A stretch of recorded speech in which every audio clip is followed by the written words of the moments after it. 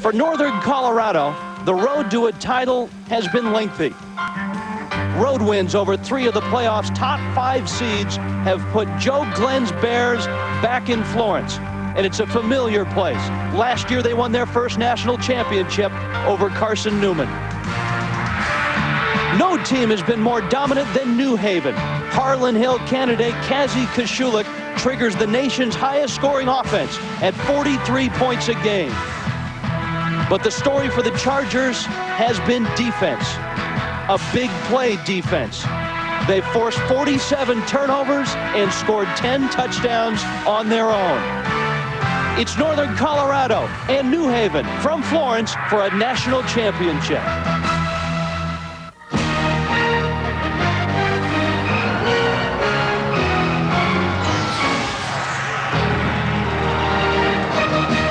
Brawley Municipal Stadium in Florence, Alabama, the site of the NCAA Division II football championship. It's the Chargers of New Haven. They've never been here before. The Northern Colorado Bears have. They won the championship last year.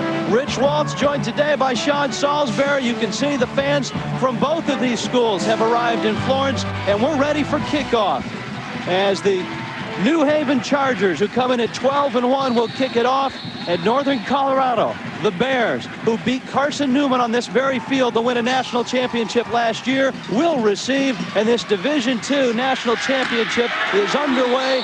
Northern Colorado will get the football at their own 27-yard line. The Bears come in at 12-2. Their quarterback is just a sophomore. He's Court McGuffey. Sean Salisbury, he's not a spectacular guy, but he does a lot of things right. And he doesn't need to be spectacular in this offense. They'll come out in a pro set. He's a guy who will give the ball to Billy Holmes quite often. He'll make some plays. He just needs to limit turnovers, and everything will be fine for him today, Rich. This Northern Colorado team averaging 382 yards a game on the ground. Billy Holmes is the man directly behind Court McGuffey, and he's the guy that's going to get the ball an awful lot. And this is Holmes, strongest man on the team, and Holmes breaks across the 35. He's out to the 36-yard line. It's a gain of 8. Let's meet both these teams. Our starting lineup's brought to you by Nike. Billy Holmes, the tailback, 99 yards per game, 16 catches on the season, 16 touchdowns. Dylan Mikas, the transfer from the University of Hawaii, 47 catches. Up front, Colin Runge is the leader of an offensive line that's a very good one. Second down and 1.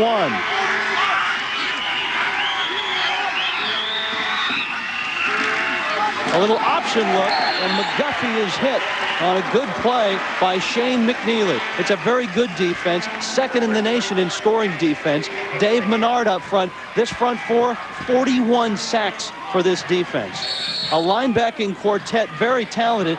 Jason Pekoric, 15 tackles for loss. Shane McNeely, Lids Eugene, and Darius Clay, also very good. And a secondary that had 27 interceptions. Troy Appling had 6 of them. He took 2 back for touchdowns.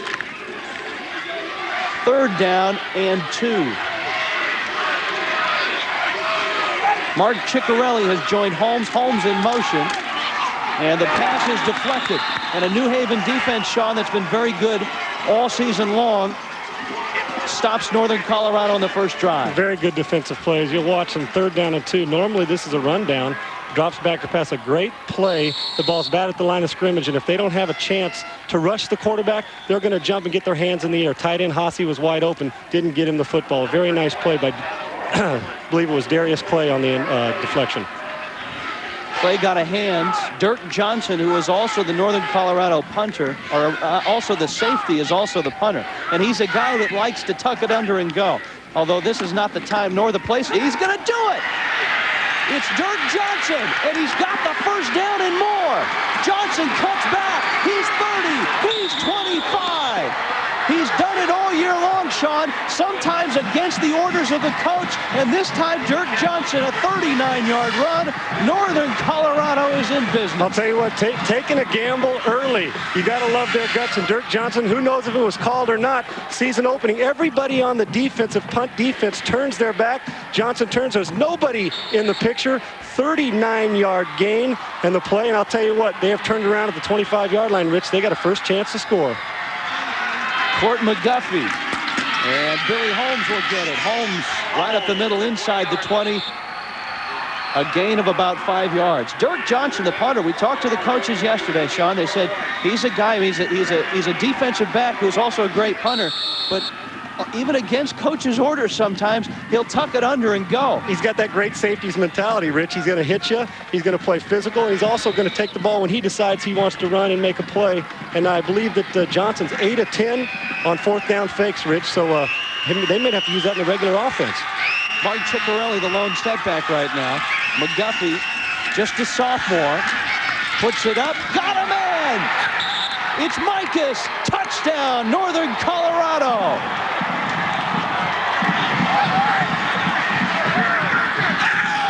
yards on the score. Dylan Mikas, who was the leading receiver at the University of Hawaii last year, transferred in, the leading receiver this year at Northern Colorado. And aren't they grateful for that? Rich, this play was just a simple drag slant play, run a quick slant, and the key to this play is making sure the ball's thrown out in front, which McGuffey did. Touchdown Mikas. They're on the board first, and both these teams can score, and they scored quick. The big play, obviously, Johnson's fake punt. Mike Schauer for the extra point. And what an incredible start to the national championship game. The Division II national championship is on the line, and Northern Colorado has come out and made a statement. The Bears lead the Chargers 7-0. What do you do?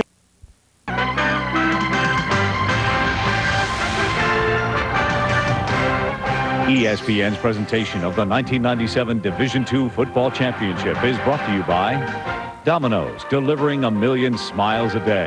And by Nicorette Gum. You can do it. Nicorette can help. Joe Glenn, the head coach of Northern Colorado, you can see the smile on his face. The Bears are on top 7-0 on a fake punt. Dirk Johnson brought it deep inside New Haven territory. And then Court McGuffey hit Dylan Mikas for the touchdown. Now New Haven will touch it. Adam Roman, the little man, from the 3, and it's a reverse to Kettrick Barnes. Barnes is out across the 25 to the 26-yard line. Sean, let's take a look at that touchdown play. McGuffey to Mikas. Rich, simple man-to-man. This is one of the oldest plays in football. Quarterback 3-step drop. It's a drag slant play, and he has to lead the receiver. Puts it right in front where only his guy can catch it or nobody. Easy touchdown, Rich. And the inside receiver is going to run a little flat route on that, too, to take away the underneath coverage. Boom. Nobody between him and the receiver. Great throw.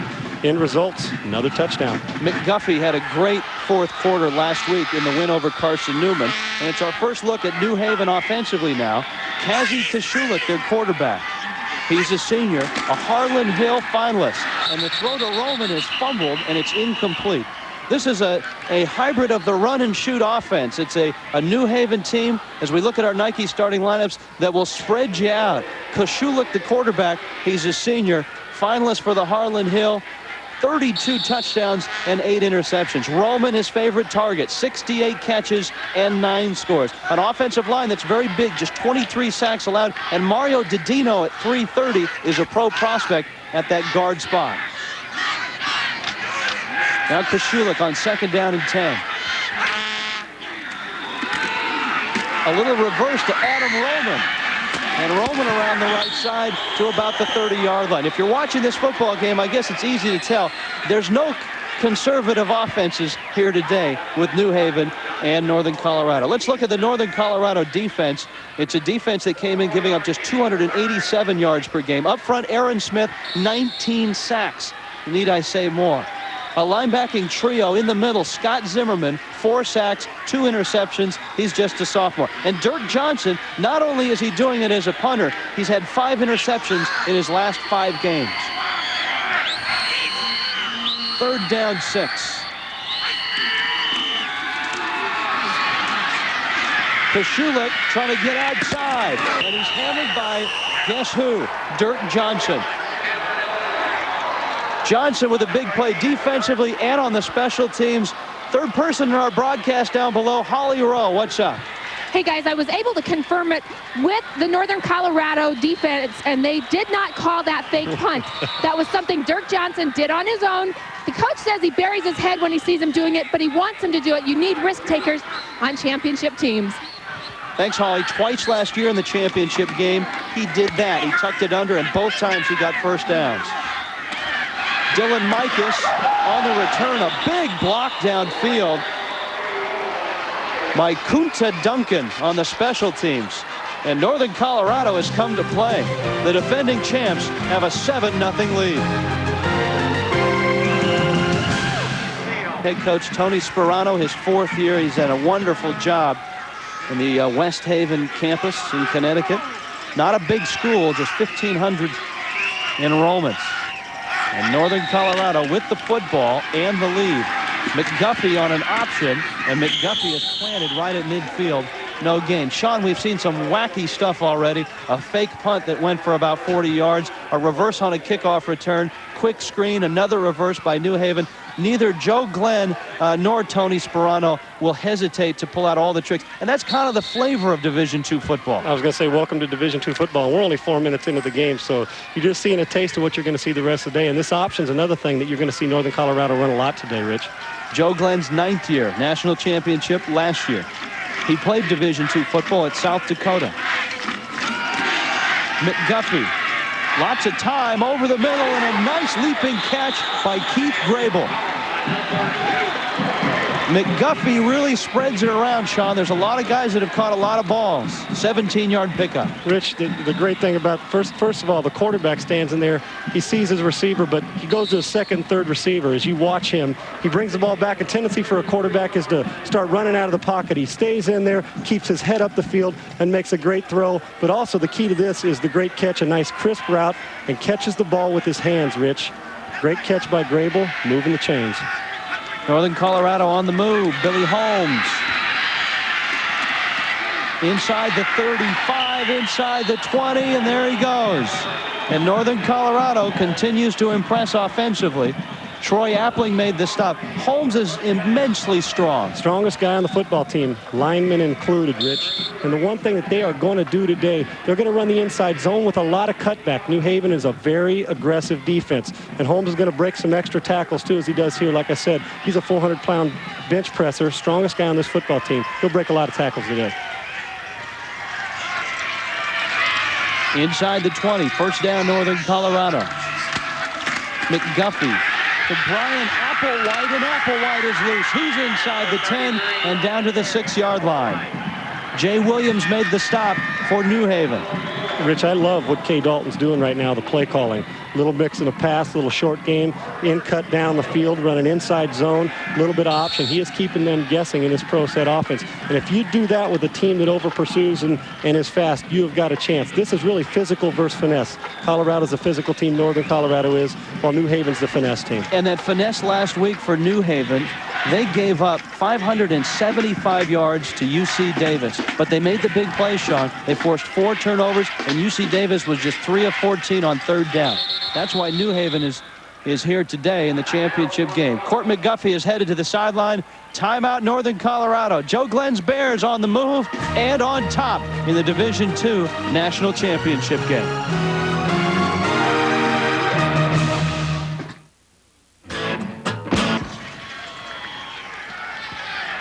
Mark Krejcher, the senior, made the stop. Rich, we talked about play calling. Not only play calling, but the way they're executing the plays. Remember, coaches coach and players play. 10 offensive plays for Northern Colorado so far. 5 have been for 10 or more yards, and until that last play, 3 in a row for 10-plus yards. They're playing good football and averaging 10 yards plus a play, Rich. Could be a long day on defense for New Haven. Second down and goal, this time from the 7. In motion is Grable. McGuffey. Flag is down. McGuffey will throw it, and it's incomplete. He was looking for Grable in the corner of the end zone. But a flag sits at the 5-yard line.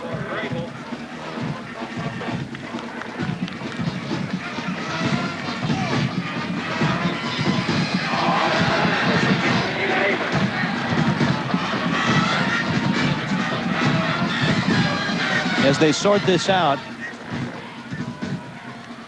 it was second and goal from the 7. Offsides. And it's offsides against New Haven. The secret weapon in the press box for Northern Colorado, Kay Dalton, is the offensive coordinator.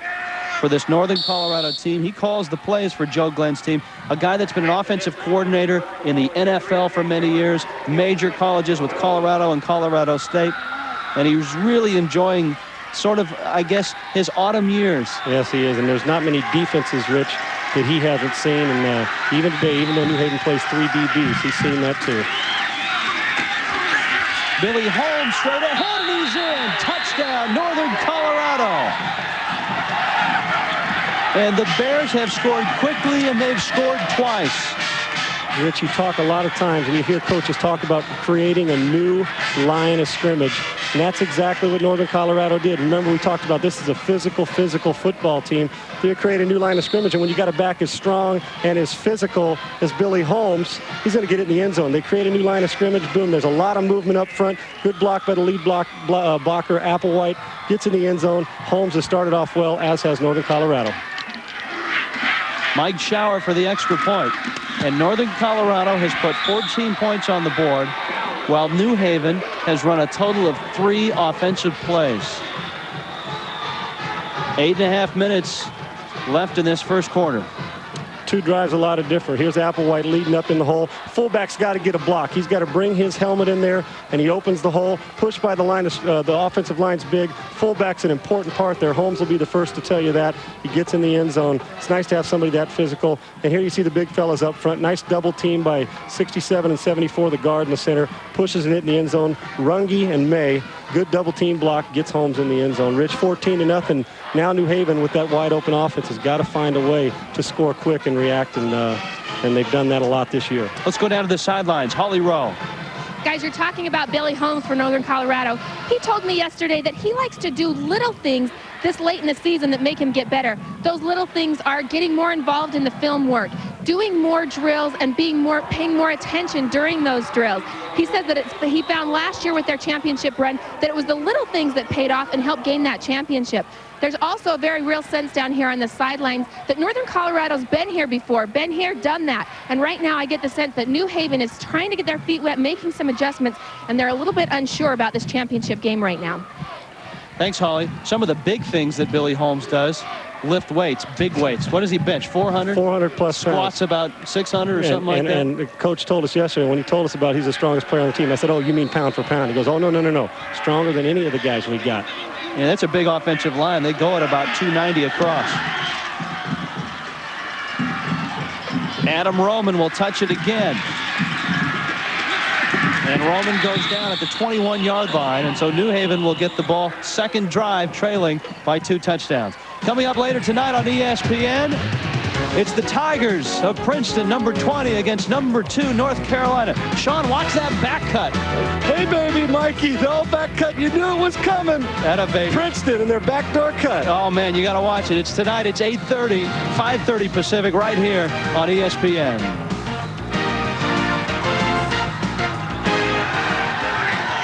$14-0. Northern Colorado on top.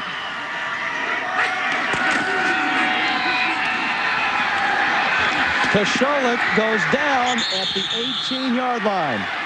And Northern Colorado with a great start. Rich Waltz, Sean Salisbury playing the role of Bill Raftery there. Welcome to Florence, Alabama. It's a small town, Sean, and not many people have heard about it in the football landscape. But to these Division II athletes, they've been thinking about it all year. And they haven't taken a geography class for it, Rich. They all know where you can locate it on the map, and they're excited about this. You can tell Northern Colorado knows specifically where it's at. Yeah, that was a good point by Holly Rowe. Been here, done that. Northern Colorado seemed very comfortable when they got in town yesterday. New Haven has never been behind by more than 10 points at all this year. And the Chargers go with Donald Highsmith out to about the 28-yard line. We haven't talked Donald Highsmith yet, but he's going for 113 yards a game. He's got 17 touchdowns this year. He's a big weapon for them as well. Yeah, somebody we definitely need to talk about. He's been a workhorse. They talk about this wide-open passing game, but with the 4 wide receivers, he's going to get a lot of carries. Coach told us yesterday, Coach Brown, he'd like him to touch the ball 25, 27 times today. 3rd down 3. New Haven looking for their first down. Koshulik. Adam Roman makes the catch right on the sticks. Jamie Heiner made the stop for Northern Colorado. We talked about Roman in the open. He's going to get a lot of touches. And Kashulik, we also talked about just a nice, simple, quick 5-step drop. And Roman's going to push up and run a little quick out cut. It's a little man route. Gets there in the hole, boom, makes the catch. And if you got a linebacker on Roman, you don't have much chance, Rich. He's going to get open. He's going to touch the ball out. 3 touches in their first handful of plays here. And he does it in creative ways, on reverses, on quick screens. It's a spread passing attack, very creative offense for Sparano. And this is Highsmith trying to bounce outside. He's tripped up across the 30. On a nice play by Donovan Brown, the junior out of Pueblo, Colorado. We talked Aaron Smith up front. This defensive line for Northern Colorado, a lot of sacks. Smith has 19 sacks this year. I mean, most teams are happy to get 19 sacks this year. He's got them all by himself. You're exactly right, Rich. And they're going to try to contain him by getting the ball out of their hand, New Haven, quickly, so he doesn't have a chance to put the pressure on. Shotgun look for Kashulik. Oh, and it's over his head. And as they call it a jailbreak, Kashulik has to fall on the football at the 14-yard line. It's a huge loss of yardage. It'll be 3rd down and a 1/4 mile. Hey, Rich, you talking tennis about unforced errors? Well, in a championship game like this, unforced errors are big. There's nobody even over the center. He's got to find a way in that gun snap to get the ball to the quarterback. Kashulik makes a smart move instead of trying to pick it up by falling on it. As you know, in college football, once you're down with that knee, you can't run with it. So he had to go down up to save a bigger play for happening from Colorado there. Josh Havelka, the center for New Haven. Now Highsmith splits out. It's a 5-receiver set. Not many people in to protect Kashulik. And Smith has got him at the 6-yard line. Aaron Smith, the junior. He blocked a point after in the win over Carson Newman in the semifinals, and a big play here. Rich, when you go to an empty backfield, and that's he's got a 1.5 sacks now. When you go to an empty backfield, which means nobody in the backfield, you got man-to-man the tackle trying to block Smith. And as you show, nobody's been able to do that all year long. And once again, he gets to the quarterback. Boy, oh boy, if you don't put 2 men on him, it could be a long day, Rich. John Serra in his end zone, and it's partially blocked. It'll land at the 28 and roll out of bounds. Flag is down back at the 2. Hold everything. I thought the ball was partially blocked, Sean. If it wasn't blocked, somebody hit a bad punt, Rich. Holding, boy, everything going wrong for New Haven. Harold Denton is our referee today. And you can tell just looking at the look on Tony Sparano's face. He's not real happy. They're dominating every phase of the game. Special teams, which are always come up big, not only in the regular season, but in playoff games and championship games like this. Slam.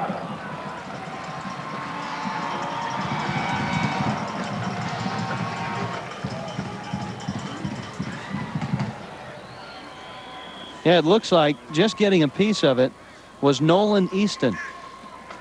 They did. They overloaded the left side of the screen, overloaded the left side of the punting team. Came up the middle and was holding.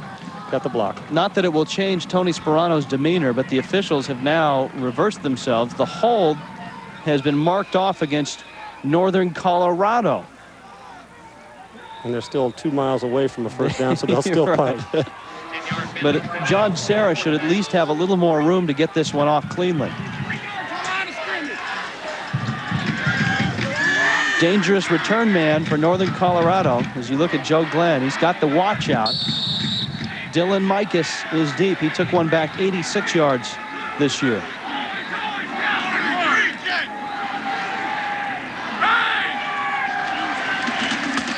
And Northern Colorado comes hard again. This one gets away cleanly. And it will die just inside Northern Colorado territory at the 48-yard line. 34-yard punt. And Northern Colorado gets the football back again, Sean, and they've got all the momentum right now and a 14-0 lead. NFL Countdown every Sunday at 11:30 Eastern. Join the distinguished faculty of Bristol University for the best pregame show in the NFL. They do not get holiday break at Bristol University. Then at 7, Chris Berman and the NFL primetime crew with all the highlights of all the day's games. Then at 8, the Chicago Bears and the St. Louis Rams. Here in Florence, Alabama, side of the Division II National Championship.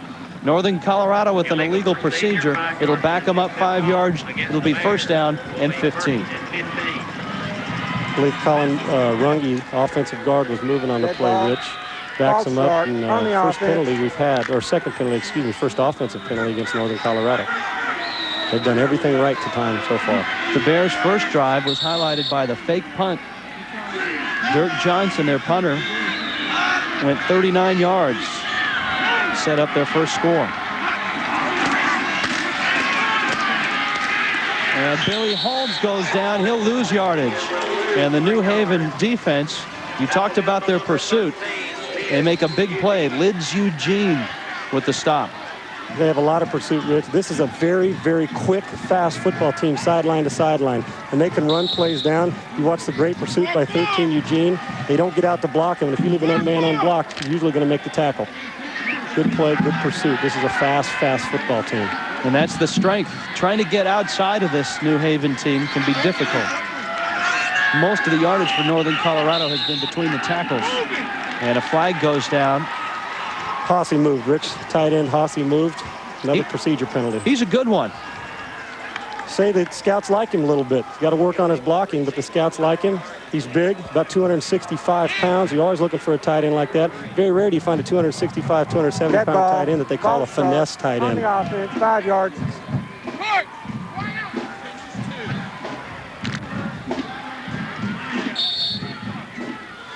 Welcome, everyone, from ESPN2. This is the NCAA Division II National Championship. New Haven, Northern Colorado. Northern Colorado in the Navy jerseys with the football and the lead, the defending champs.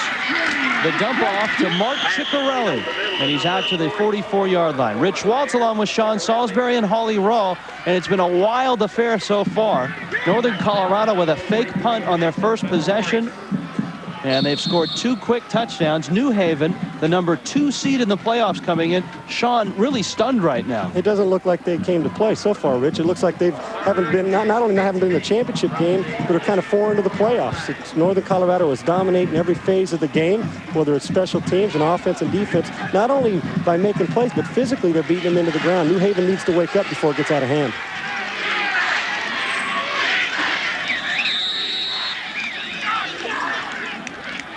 And again, Northern Colorado flagged this one for a delay of game. Northern Colorado's road here was just that, a road here. They had to play on the road, Sean, Dead ball. at Pittsburgh State, at Northwest Missouri State, at Carson Newman, and it did not make Joe Glenn happy. And he really used that as a rallying point this week. He sure did. And it's looks to me like it's working so far. They've been on the road. He didn't feel it was right. They're the defending national champions, and he thought that they deserved some way, somehow, a home game. Didn't get one, but it hasn't mattered so far. New Haven had 3 home games in the playoffs. Dylan Mikus in motion. Billy Holmes getting outside, and Holmes is across the 45, out of bounds, and short of the first down. He's out at about the 47-yard line. Holmes was the featured back in both scoring drives. Very much so featured. He's got great power. Those of you join us, great power, great cutback ability. They've scored twice, and the one thing, again, physically, the line of scrimmage is being moved up front by Northern Colorado, and they've dominated the football game. And now with Dirk Johnson back to punt, Rich, who knows what's going to happen here? It's one of those, great play. Johnson, who has a penchant for tucking it under and running with it, he's also the safety. Against coach's orders, tucked it under on the first drive and went 39 yards to set up the Bears' first score. And you know New Haven will be looking for him. This time Dirk will kick it away. Adam Roman, the versatile little wide receiver, trying to get outside, and he's dragged down by Nolan Easton. Flag goes down along with Easton and Roman. 37-yard punt by Dirk Johnson. Very easily could have been a face mask, Rich. I didn't see anybody there to block, and flag came in after the tackle, but we'll wait on the call. Let's go down to the sidelines. Third person in our broadcast, Holly Rowe. Holly? Guys, during that last break, the offensive line coach for New Haven told his team that they have got to have some more poise. He said, we've got to remember that it's poise that moves the ball down the field. He kept telling his players to relax. They had just allowed a sack. They were all very upset. He said, you've got to relax. It's way too early in the game to be this upset and this out of sorts. It's a group of senior players with a lot of chemistry. He wants them to settle down and play like they have all year. Tony Sperano in his 4th year. He played at New Haven, was an assistant when Chris Palmer was the head coach there. Palmer, who has been in the NFL as a coordinator, now the offensive coordinator for the Jacksonville Jaguars. And that's kind of where Tony picked up the spread offense.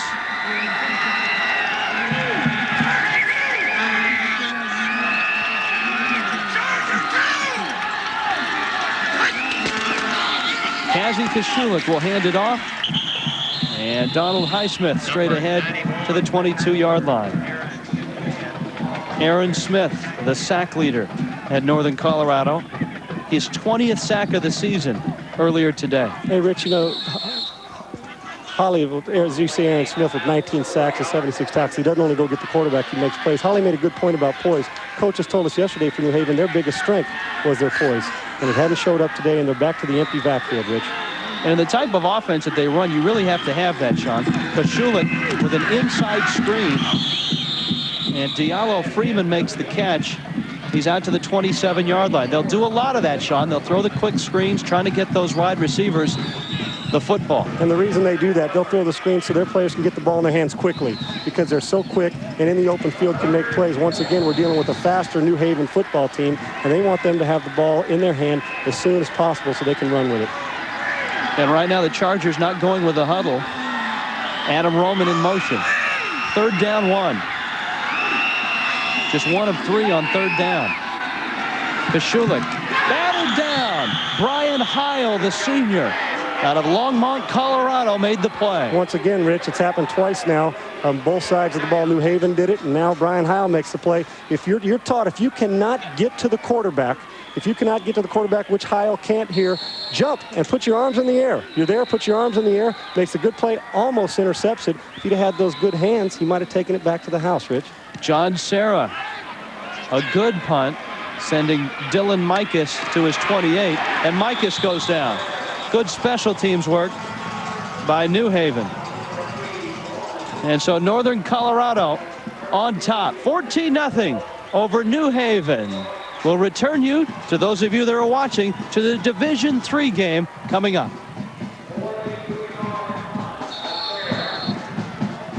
14-0 New Haven, trailing in this football game. And if you're Northern Colorado, offensively, your first 2 drives did not go Sean Salisbury as their last one did. What did New Haven do differently defensively last time out? First of all, a couple of 2 or 3 procedure penalties by Northern Colorado pushed them back. And anytime you're in 1st and 20, 1st and 25, very difficult. So really, penalties helped New Haven the last series. Billy Holmes running inside, and he's dragged down by Matt Mahalik, the junior. Important, Rich, as we watch here, when you're getting 4 and 5 yards on 1st down, now the advantage offense, because when it's 2nd and 4, 3rd and 3, 3rd and 2, the run and the pass stays in play. And when you got a physical offensive line like Northern Colorado does, you can run it or throw it. But now 4 or 5 yard gain, and now they dictate the flow and the tempo. When you're in long yardage, the defense has the advantage. The officials headed over to Joe Glenn, and they've also come over to Tony Sperano. And you know what? I suspect that the headsets are out on one of the sidelines because the motion they made to Glenn was to take off the headset. If headsets don't work on one side, you've got to take them off on the other side. Exactly right. The officials are conferring on both sidelines right now.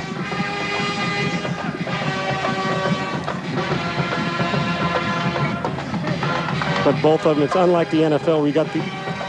Let's go down to the sideline. Hopefully Holly's headset is working. Holly? Mine's working, but New Haven's is not. They're frantically trying to fix it right now. But as you mentioned, they have requested that Joe Glenn take off his headset in a sense of fairness. We'll let you know when they get it back and working. Joe Glenn says, okay. unlike the NFL where you got the little transmitter in your helmet, it'd be a debacle now, but they use the hand signals to signal it in, so it won't affect anything, Rich. Billy Holmes, 40 yards, 8 carries. 5 yards a touch. Brian Lusk in motion.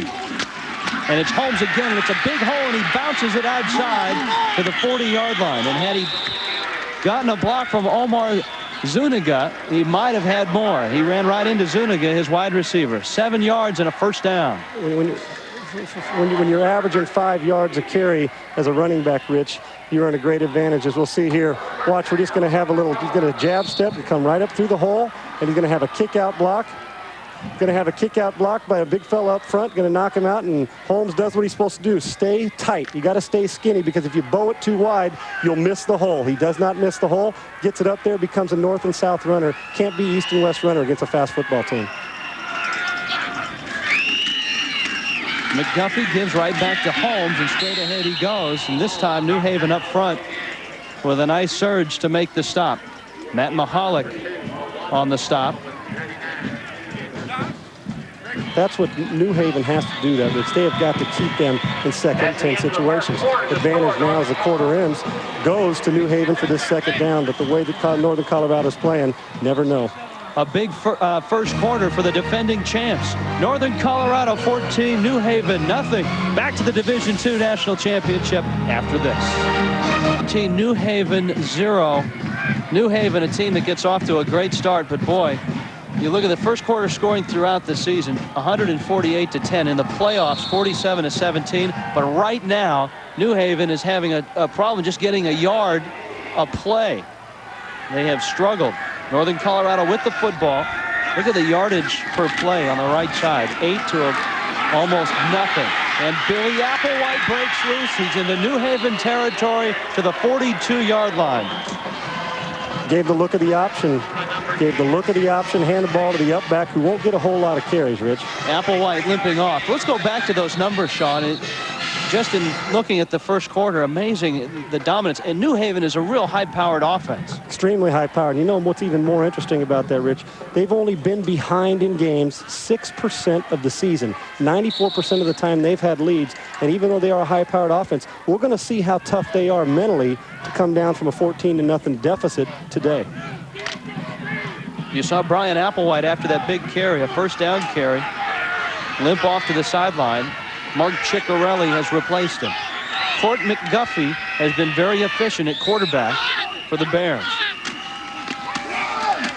When you can turn around and hand it to Billy Holmes and get 5 yards a carry, that's efficiency. And it'll continue to be efficient. Kay Dalton talked about yesterday that the one thing, McGuffey doesn't do anything great. Doesn't have a real strong arm, makes plays, gets the ball to the right guy, doesn't make a whole lot of mistakes. His biggest asset is his strength mentally, Rich. He makes good decisions, but he also knows where to throw the football, which is more than half the battle. Yeah, they say he knows the offense. Kay Dalton said he knows the offense almost better than we do. He's a pre-med student, very bright, and just a sophomore out of Riverton, Wyoming.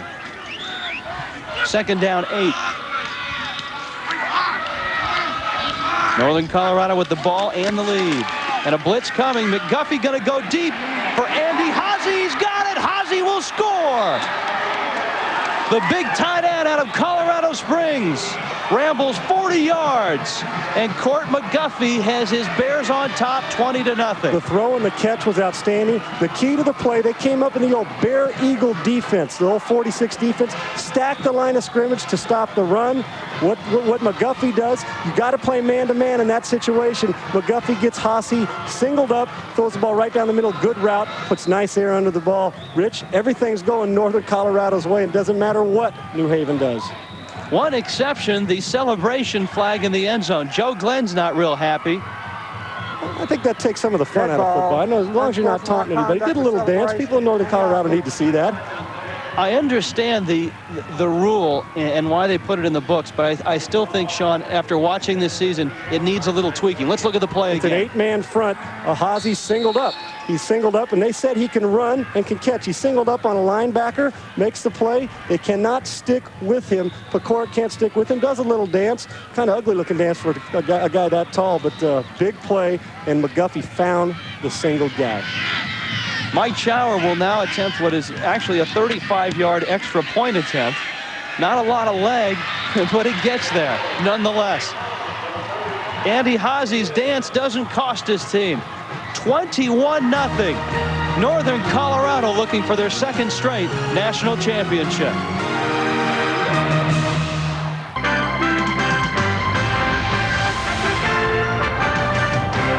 ESPN's presentation of the 1997 Division II Football Championship is brought to you by Isuzu, builders of the completely reinvented 1998 Isuzu Rodeo.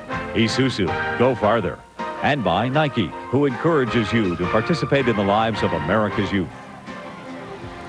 Sean Salisbury, Court McGuffey finding Andy Hazy. Another look. You're looking for the open and singled receiver. Was an 8-man front. He found it, and it's no matchup. Pecoric on the nice speed of Hazy. Here's the end of the play, and Hazy doing a little bit of a strut. I hate the rule. I mean, I like it if you're pulling the helmet off, you know, all that. I mean, it takes some of the emotion out of the football game, Rich. This is a game. You can't dictate, oh, you can't celebrate. Let him celebrate as long as it doesn't taunting or get out of hand. I kind of like this dance. Not bad. There's such a gray area there. They need to close that down. They need to sharpen it up a little bit. I've seen some strange calls. John Avery of Mississippi on a kickoff return was one that stands out. Kendrick Barnes over the left side, and Kendrick Barnes steps out of bounds at the 36-yard line, and New Haven will try to solve their offensive problems, which are growing larger by the minute. Now, would that be excessive celebration, Sean? Over there with the gal in the sides, it might be. She's telling him, I need a couple more of those touchdowns. And, boy, you can't dance at all either. I need to teach you some moves. No penalty flag for that. Tony Sperano now has got to jumpstart this offense. It's an offense that was averaging 413 yards a game and almost 43 points a game. And Northern Colorado has offsides on the kickoff. Yeah. It'll be declined by New Haven. He's got his offense out there, and Tony Sperano wants to snap the football. A Division II independent are the Chargers of New Haven. And a very small school, 1,500 enrollment.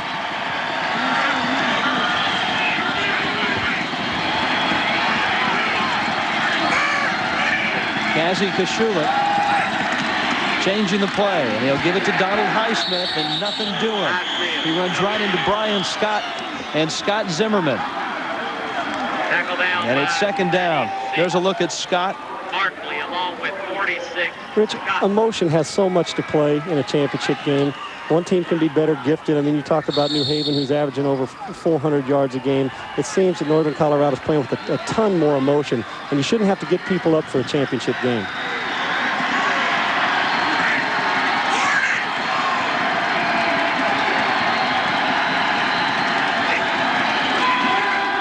Kashulik again.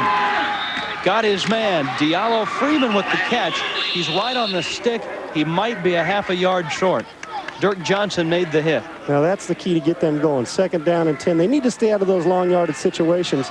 But here, nice decision by the quarterback to throw the ball and get the ball to his receiver, who runs a very nice route. And on a curl route, you need to come back to the quarterback. He sits in the hole. Boom. Right there. Makes the catch. Turns it up the field. Got themselves third down and short. But now, Rich, they can make some decisions now on their own.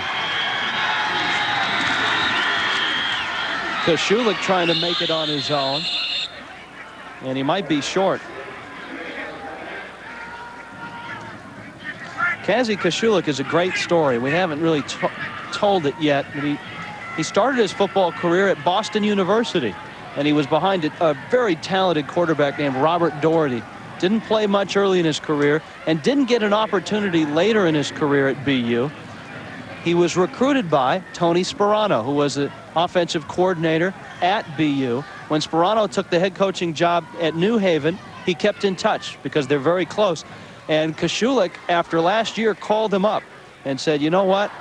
I've got 1 year left. I think I may want to come and play football for you. And he said, you know what? You still have to earn it. They had a great quarterback there last year, Jesse Shawerda, who was an All-American. And Kashulik went to New Haven and has played very well. And right now, Tony Sperano with a decision to make. 4th down and short, they're going to go for it. 4th and short, and they need to go for it, down 21-0. Getting back to Kosciulik, the reason he won the job, as you said, Sperano wasn't going to give it to him. He completed 72% of his passes. They charted every pass during summer camp. He completed 72%, won it. They said they wouldn't be in the championship game without Kosciulik, Rich. 4th down. You can see just 14 attempts on 4th down. And this is a team that hasn't been in this situation all that often. Hasn't needed to go for it as many points as they've scored this year. This is game number 14 on the season. And Kosciulik again, this time he's got it. He needed just an inch, and he's got that inch. He was a finalist for the Harlan Hill Award, and in case you haven't heard, Irvin Sigler of Bloomsburg University, the Harlan Hill winner. Running back, we met him at the hotel, a very good-looking athlete. We had 2 running backs finish the top 2, and then we got Kosciulik, who finished 3rd. A lot thought Kosciulik was going to win it coming into this championship game. Yeah, Brian Shea, that of Emporia State, in 2nd. It's the Heisman Trophy of Division II. It's a big award and a heavy one, too, about 22 pounds worth.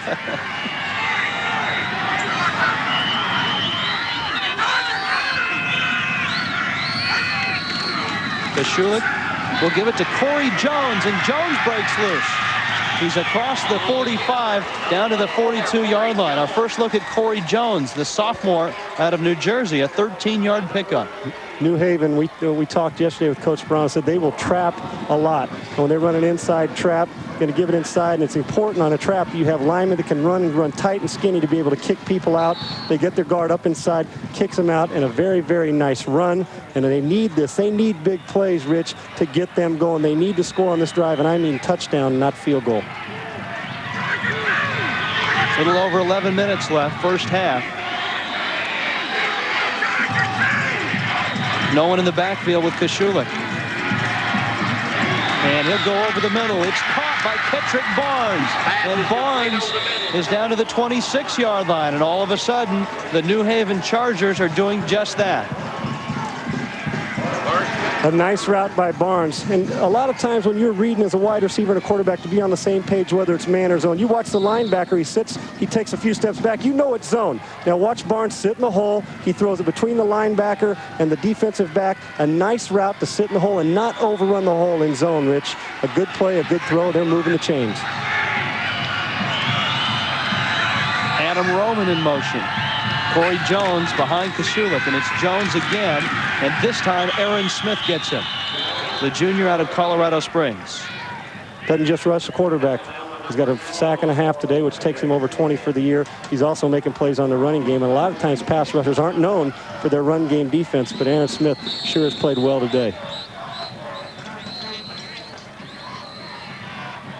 Jones on the season, almost 6.5 yards every time he touches it. He and Highsmith, not a bad combination. They're averaging together about 150 yards a game. Kosciulik going to throw, dumps it off to Jones, and it's deflected and incomplete. And guess who was putting the heat on Kazi Kosciulik? It was Aaron Smith. Putting the heat on all day, and he's a big guy and a big body. And as a screen, you don't want to give it away, but Kosciulik doesn't do too good of a job of reset. You need to reset and then retread, and he doesn't do that. And Aaron Smith does a good job of getting his hands up. He is all over the field today, Rich, and also puts a pressure and a hit on the quarterback, which Kosciulik doesn't want to take many of those today. And a big 3rd down now for New Haven. On the move, but not on the board. 3rd down at 40% this season. 1 of 5 today. Kosciulik touched, but still on his feet, but got another shot at him. This one's picked off. Dirk Johnson out of nowhere. Special teams hero and strong safety extraordinaire today. He's made some big plays, Sean. That's 6 interceptions in the last 6 games, and the coaches told us yesterday those interceptions haven't been flukes down the field. They've been on underneath coverage, making plays when people are running around. Kosciulik does a nice job to get out of the pocket, and guess who? Boom, Aaron Smith's right there to put pressure on him. But what he doesn't do, and you can't do this in the red zone, Rich, you cannot force balls until it make turnovers. Johnson steps in front, and you talk about Johnny on the spot, 6 in 6 games, making plays. 7 interceptions on the season. That's 27 interceptions for this defense. This is game number 15 for him. And right away, they're going right back up top. McGuffey's pass is broken up and almost picked off Dennis Burney on the coverage. And it'll bring up second down.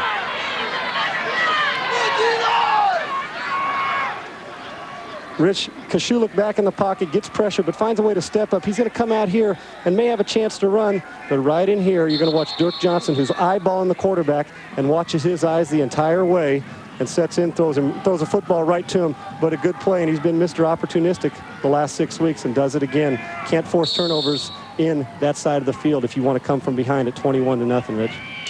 Northern Colorado has moved the football with ease through this first half. And thanks mainly to that guy, Dirk Johnson. He really got things started for him on a fake punch. Flags go down. If you've just joined us, early in the football game, first drive, Northern Colorado, deep in their own territory, had a 4th down.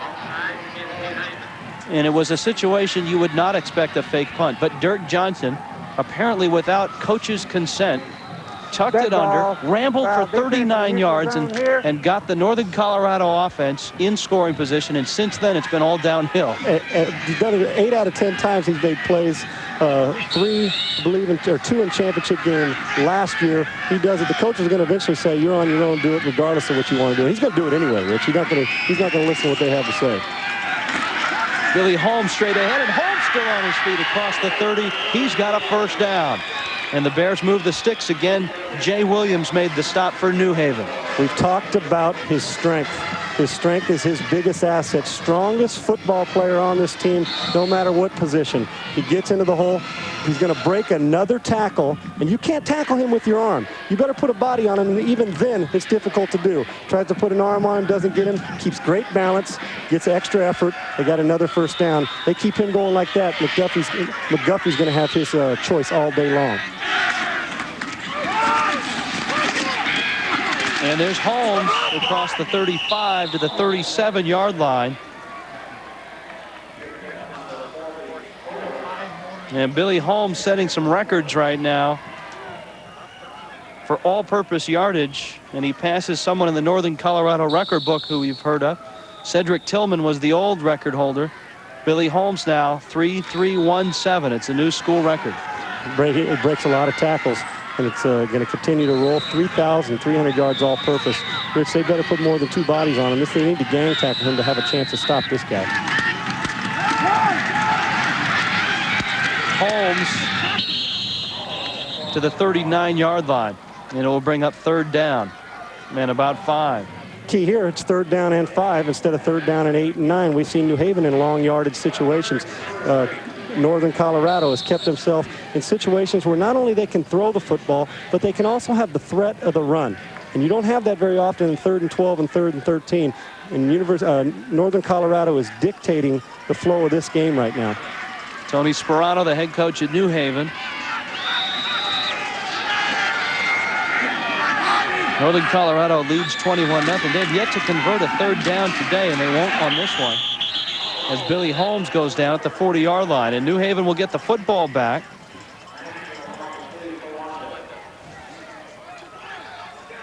Although I guess I shouldn't say that until we see the ball leave Dirk Johnson's right foot. You talked also about this team not converting, but the one thing that they are doing is keeping the ball in bounds, keeping it in play, and killing clock. As we were told yesterday, Kay Dalton, the offensive coordinator for Northern Colorado, said we have got to hold the ball as long as we can because of all the points New Haven scores, and they're doing just that. 7 minutes to go in the second quarter. 4th down and 2. Let's see what Johnson does. Well, he's going to punt it. And he wobbles one. That will land at about the 40-yard line. So good field position for New Haven. The Chargers trying to get back in this football game. The Division II National Championship from Florence, Alabama returns after this. He's down on the field. He's Irvin Sigler. He's with Holly Rowe. Irvin, your parents didn't get a chance to be here. You've got 10 seconds left, a quick acceptance speech for your mom and dad. Okay, I'd like to say thank you to my mother, my father, my 3 brothers, Mel Butch, you know, and my girlfriend, Summer, my uncles, my aunts, and all my friends at Bloomsburg University. Let's tell the people that don't know about you some incredible numbers. You set or tied 29 school records this year while averaging over 200 yards a game. How did you do that and put up those kind of numbers? I just think it was basically from hard work. I train all year round now in college. I put in tremendous effort, and my teammates really helped me advance as well. Now, you're definitely critiquing these backs out here. You've seen a couple of guys you like, don't you? Yeah, I really like the back, Billy Holmes. I think he's really a quality back. All right, and let's talk a little bit about your future. You know, Division II, a couple of famous running backs have come out of here, Walter Payton. Is there a chance for you to go pro? Yeah, I believe there's a possibility. Right now I'm just training and getting ready for the All-Star game nationally. And hopefully scouts will come after that. All right, well, congratulations. Irv Stigler, back up to you, Rich. Thanks, Holly. The man that finished third in the voting, Kazi Kosciulik, trying to move his New Haven Chargers right now, trailing 21-0. And he'll give on a draw. Donald Highsmith across the 45-yard line. That's as far as he gets. You heard Holly mention Walter Payton. There's been some great players that have come out of Division II. Darrell Green, Greg Lloyd, John Randall, Brent Jones, of course, Walter Payton, Andre Reed, John Stallworth was a Division II athlete. Ken O'Brien, a quarterback for the Jets from UC Davis. You think you can line a Pro Bowl team up there, Rich? So don't think, a lot of people think, oh, Division II. There always is some hidden gems, and there will be again this year with a chance to shine in these All-Star games. There's some good players, a couple in this game also. New Haven, their own 45. Kosciulik. Over the middle, got his man. It's Diallo Freeman. And he's down to the 40-yard line into Northern Colorado territory. Shad Morlock made the stop. Markley put a good hit on the quarterback there, and we got an injury on the field here, Rich. I can't identify the number right here. Let's take a look at the interior line and see if we can pick something up. Good protection for Kosciulik.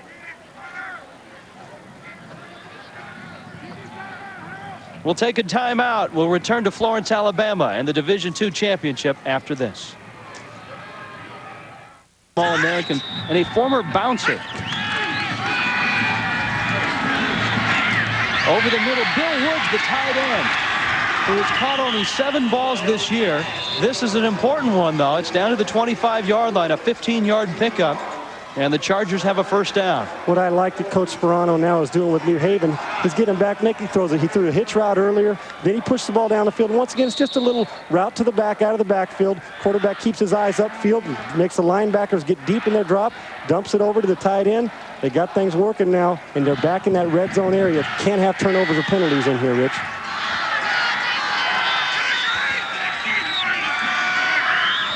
And Didino is back in the football game at that left guard spot. Donald Highsmith, the tailback. Kosciulik over the middle, picked off. It's intercepted. Brad Bunting. Flag is down. Bunting trying to get outside. He does. And another flag follows that tackle. Second pick of the day. 28th of the season for Northern Colorado. They make some very, very big plays when they need to on defense. We got Roman Isold. He's been big all year long. It's a simple zone route. He's sitting down in the hole waiting for it. Ball is thrown too high. An interception, a red zone interception, the second one of the day. A nice play by Brad Bunting, but he didn't have to do much, Rich. He was in the right place at the right time, and hopefully we'll get an opportunity. We come back to see the quarterback. It looked to me like Kazi dropped his arm and threw a little bit of sidearm on that, and the ball has a tendency to sail, and that's exactly what happened there. Holding against New Haven. Holding. Bunting with his 7th Declined. First down. of the season. You know, there's a flag as well over on the, you can see it in your picture there, the top of your screen in the Northern Colorado sideline. There's Kosciulik.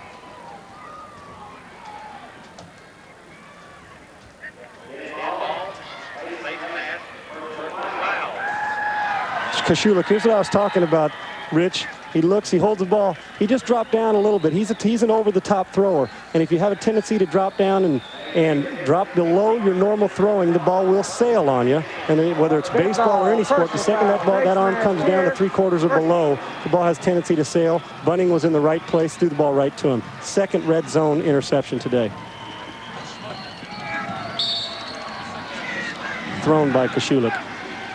Penalty yards increasing as well. So the hold was after the interception. And Northern Colorado with great field position, although Court McGuffey will lose yardage. Dave Menard made the play.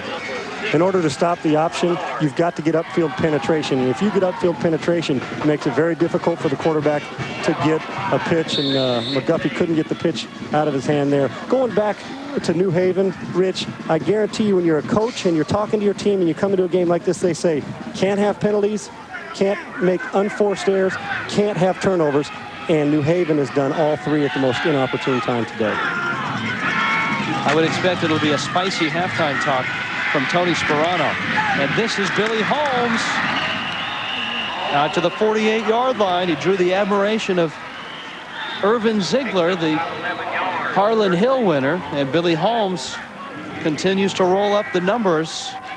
He's on his way to the sideline. He also drew the admiration of Kay Dalton, his offensive coordinator, who told us yesterday, we asked, can he play on Sunday? He said, well, a guy that runs 4.445, can catch, can block, can run, is extremely smart. You bet he can play on Sundays. I just don't know how those NFL people think, is what Kay Dalton told us. Yeah, he's an NFL player if he gets an opportunity. 78 yards on 16 carries for Billy Holmes. Throw to the middle, Mark Ciccarelli, and he's to the 45-yard line. A third down conversion for Northern Colorado. It's their first of the day. Be coming right at us with this one as Ciccarelli makes it's just a one-man route. It's a simple angle route to the back. He pushes out like he's going to the flat, cuts back inside, makes a catch. This is nothing more than a handoff, Rich. It's a simple handoff that gets you some yardage. It's an extended handoff. It's a quarterback's best friend to be able to throw the ball like that and have a nice, reliable fullback to catch the ball. And another first down. They're moving again.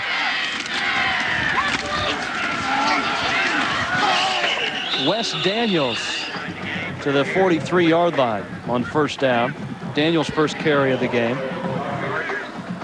2:44 left in this first half. It's been all Northern Colorado. New Haven has shown signs of life offensively, but a couple of big interceptions deep in Northern Colorado territory has killed them. And speaking of getting killed on the ground, Northern Colorado at will right now, 150 yards.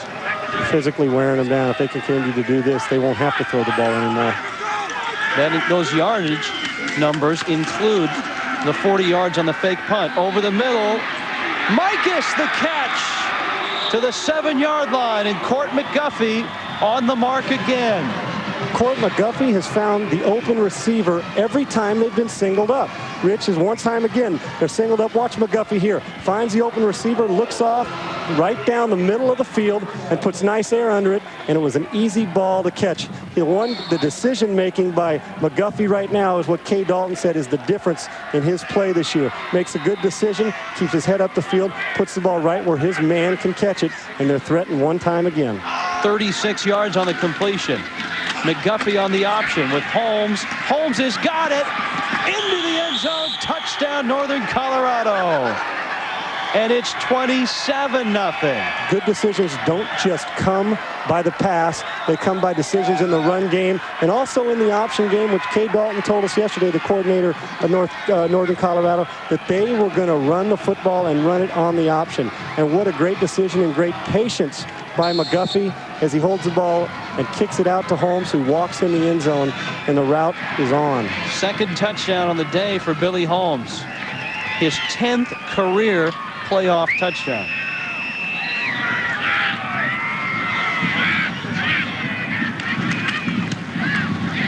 Mike Schauer hits the goalpost, and it bounces out. But still, Northern Colorado on top, big. 1:52 left first half. It's been all Northern Colorado in the Division II championship game. So we talked about great decisions by the quarterback as he reverse pivot. He's going to come out here, get a good kick out block by number 67. He's going to hesitate. He's going to hold the ball as long as he can, make the pitch, and Holmes is going to walk in for the end zone. And watch a nice kick out block. Can't get the tackle there. Holds it. Pitch right to Holmes. Makes one little miss for a touchdown. Good decisions don't just come by throws. They also come by decisions in the run game. And McGuffey's made every good decision. Been finding the single man all day long. Joe Glenn told us yesterday he was going to run a little bit of option because it hadn't been real prevalent for Northern Colorado this year. And it's been effective here today.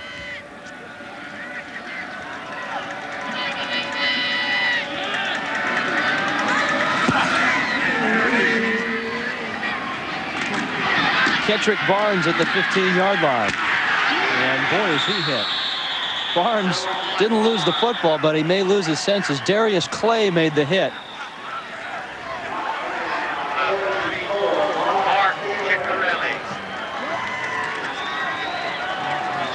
And now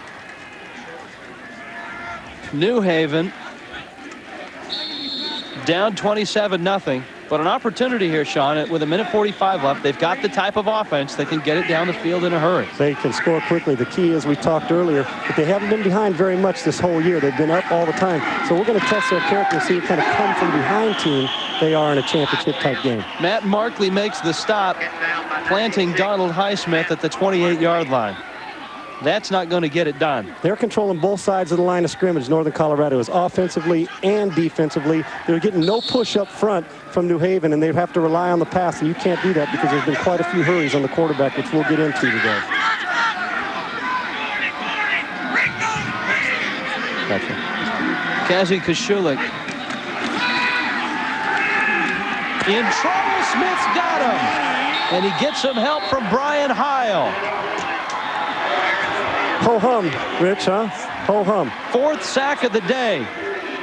That also is now, he's the new record holder with 38 career sacks.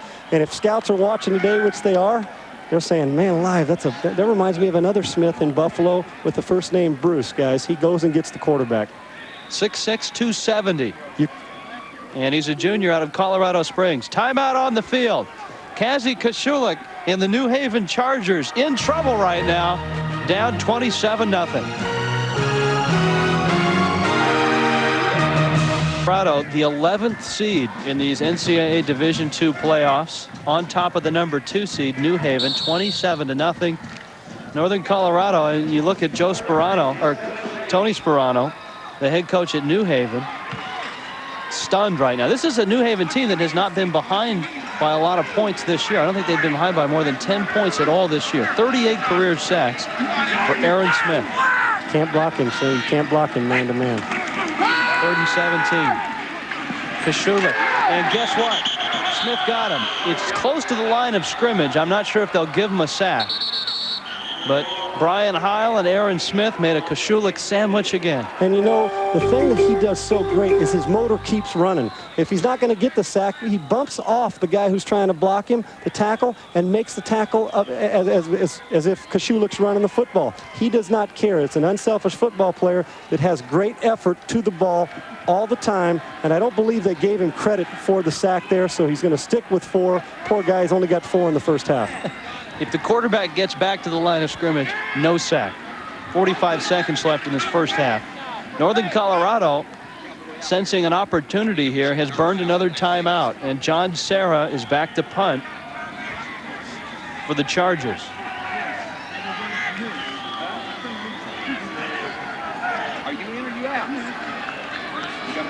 You can see Joe Glenn on the sideline. Sean, he's got a stopwatch that he's wearing around his neck. And on special teams, he's got that stopwatch out. Why? He's sure as heck not timing how quickly they're going to make the play tonight.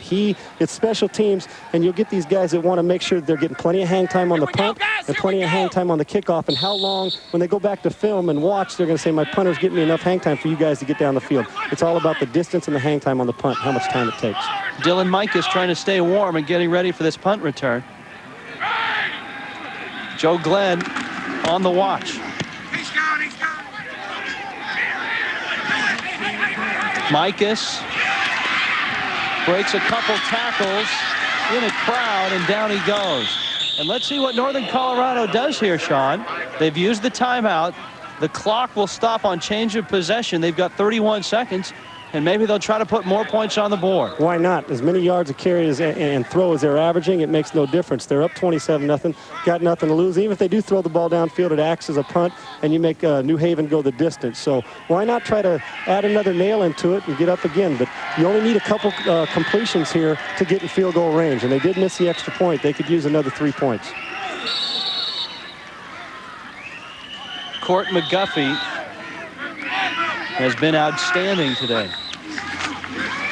Little inside toss. It'll go as a pass, and it may go as a big play. Billy Holmes inside the 35 to the 34-yard line.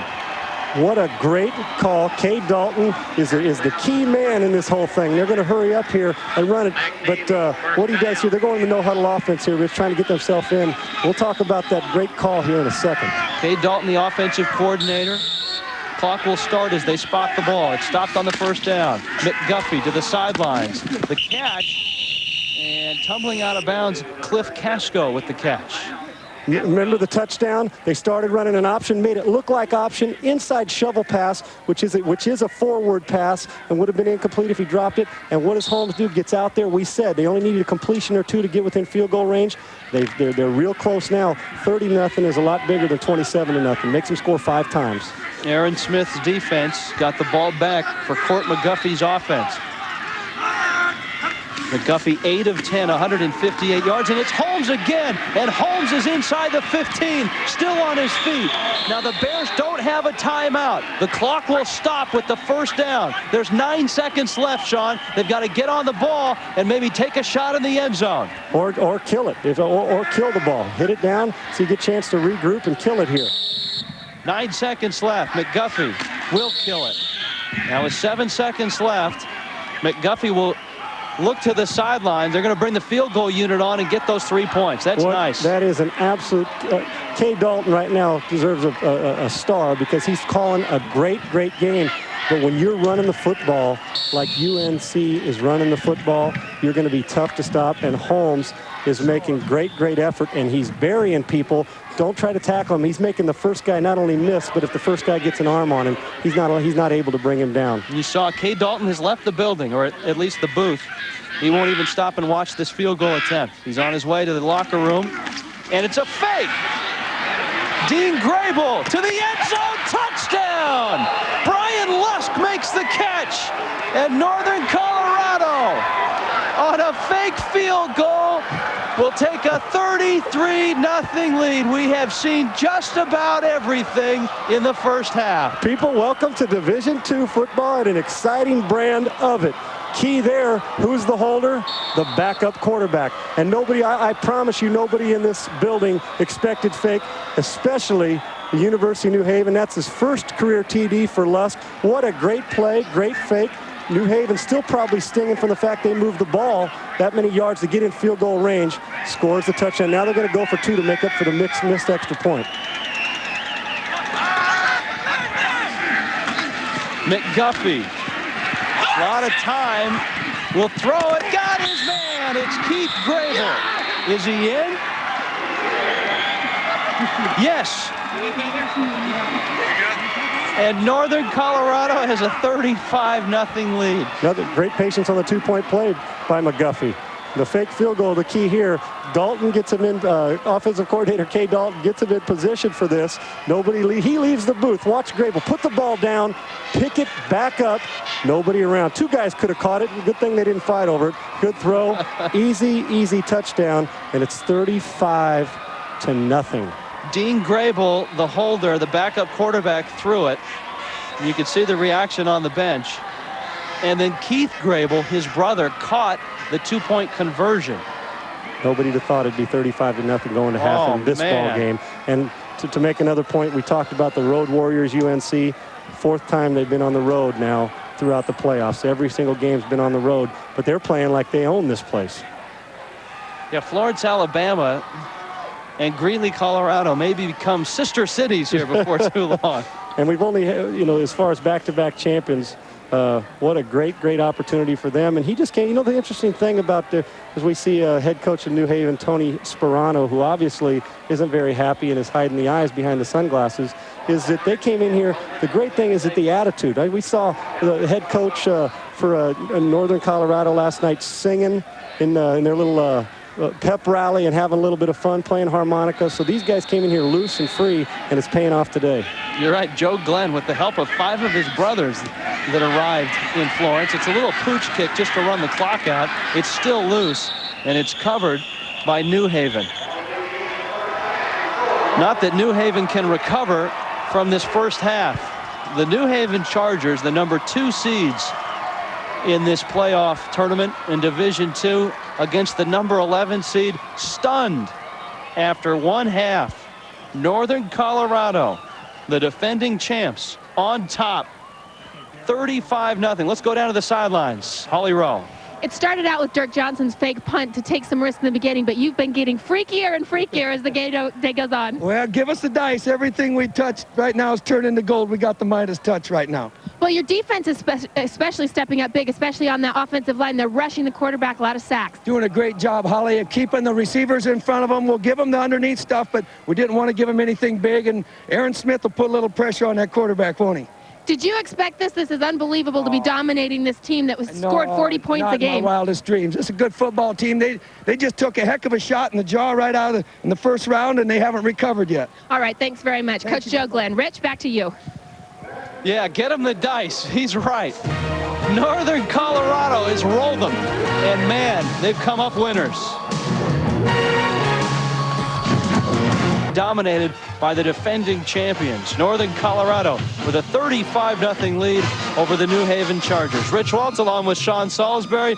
Let's go elsewhere. Let's join ESPN2 for the Division III championship with Dave Barnett and Bill Curry. We welcome those of you joining us from ESPN in the Division II championship. This is Division III being decidedly in Mount Union's favor here in Salem, Virginia, just underway in the fourth quarter. Dave Barnett, Bill Curry, Dave Ryan. It is 49-6.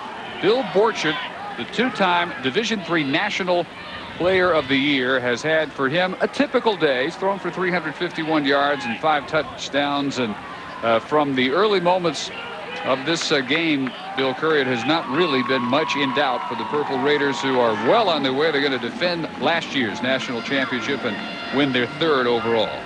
Yeah, it's pretty obvious at this point to anybody who's been watching and anybody who joins at this time what a dominating performance we've seen from Mount Union. That's been typical all year long, as you said, and it's been typical, frankly, in the 90s for any Larry Karras coached team. We said earlier to our viewers who are already with us, he has the best record of any coach. This school has the best record of any school at any level in NCAA play in the 90s. They are 93-6-1 for a winning percentage of 93.5. And they've come out here today and dominated in every phase of the game once again. Karras, 59 of his last 60 regular season games, 34 straight in the regular season, 27 straight overall in the winningest program regardless of division this decade. Major mark-off, and they're back to the 29-yard line. Slanting in is Nestrick, Kevin Nestrick, Bill Borchert's favorite receiver. And a late flag is down as Nestrick finally out of bounds at the 45, 30 yards. He's had 3 major gainers on the receiving end from Borchert. And then we'll get the indication from William Oldach of holding, which will bring this one back for Mount Union. Most of the action in the first half for Mount Union. And the first score on a 20-yarder for Ryan Glorious. That just started the parade. Borchert, one of his 5 touchdown passes. Mark Lantos also out of the backfield. On this one upbeat and brought in by Reiko Golat. And then as he had to scramble, Brian Tyler, his tight end, an inviting target right over the middle. It was 28-6 at the half. Second half again with a block punt. They took over at the 10 of the Warriors, and on the first and only play of the drive, Borchert kept for the touchdown, and that started a 21-point third quarter for Mount Union. When you look at this score to understand that this is what Mount Union did in every game except one this year, it really is remarkable.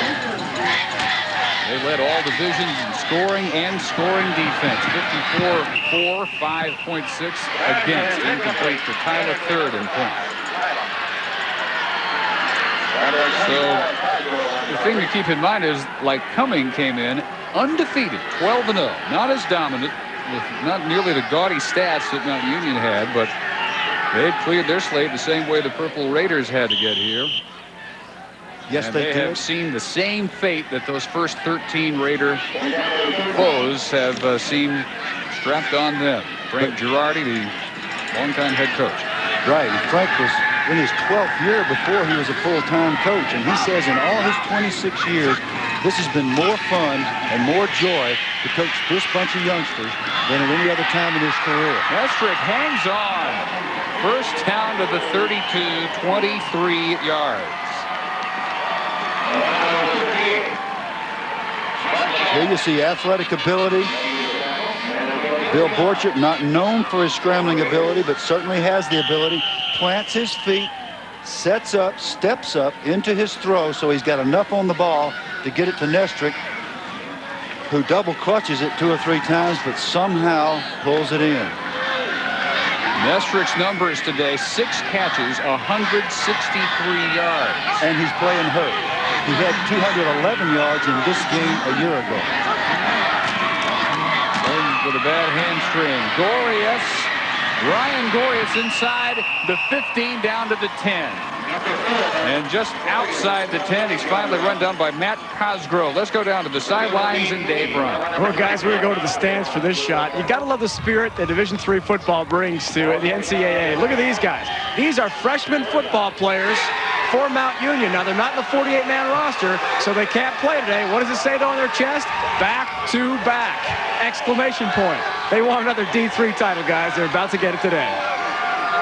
And you're probably wondering, it's somewhere in the mid-40s. Yeah, and they better hope their mamas are not watching this game. They'll be in trouble at Christmas time. Fade pattern, Rico Golat hangs on. Touchdown, number 2 today for Golat, and number 6 for Borchert. And a flag, no doubt, for the celebration following the Rico Golat touchdown catch. Rico reverts to his sticky fingers moniker and then celebrates a little too much. The rule says this: anything that a player does to draw attention to himself in intercollegiate college football is a 15-yard penalty, and that's what was assessed to him, and they're getting ready. You can see the kickers all the way back there at the 25-yard line right now, getting ready to kick the extra point. I don't know. That's pretty mild in the realm of celebrations. That's pretty mild by Rico. I think it's very mild, and yet the rule is superb because it has gotten out of hand. What happens is the college players and high school players watch the NFL guys who absolutely go crazy. Don't ask me why those guys do it. This is a new all-time collegiate scoring record for one season. 747 points, breaking the Georgetown, Kentucky 91 record by 3 points. Nobody has ever scored the way Mount Union has scored this year. So Bill Andrea will try a 35-yard point after touchdown. And it is no good, wide left. Oh, no! 12:06 to go in Salem, Virginia. Mount Union 55, Lycoming 6. There's no doubt about it. Solid antiperspirants are a great way to keep you dry. This leading clear won't keep you quite as dry, but it's clear. To get a better kind of dry, you need the best combination of both. That's new Sure Clear Dry. Sure Clear Dry is a whole new kind of antiperspirant with a revolutionary new formula that gives you the outstanding dryness protection of a solid, yet it glides on this clear. We're sure it's a better way to be dry, but draw your own conclusions. New Sure Clear Dry. It's a sure way to be dry. I'm Ironhead Hayward. I'm used to challenges, and I challenge you to try Zest Deodorant Body Wash. Now, I hear you snickering. But Ironhead, aren't body washes for ladies? Ow! Listen, chump, Zest doesn't have heavy moisturizers. But Ironhead, what's with this thingy? That lather builder works with Zest Body Wash to give you twice the fresh smelling lather of this bar. And it rinses cleaner, so you're cleaner, more refreshed, period. Zest Body Wash. Get cleaner, more refreshed. Get zestfully clean. Let's go! Let's go! Let's go! Fortune 500 companies know that when it comes to renting a car, there's really only one place to go, National Car Rental. Because at most major airports in America, National gets you in your car and on the road fast. So what are you waiting for? Let's go. National Car Rental.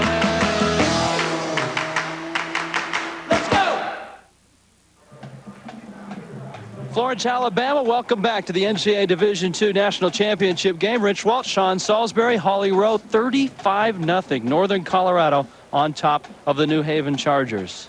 Tonight on ESPN, a celebration of the top college football players in the country, the College Football Heisman Trophy presentation, Peyton Manning, Charles Woodson, Ryan Leaf, and Randy Moss. Sean, who did you vote for? Manning, Woodson, and Leaf in that order. Oh, man. Should be fun tonight. 7:30 Eastern, 4:30 Pacific. We'll return to Florence in the Division II National Championship after this.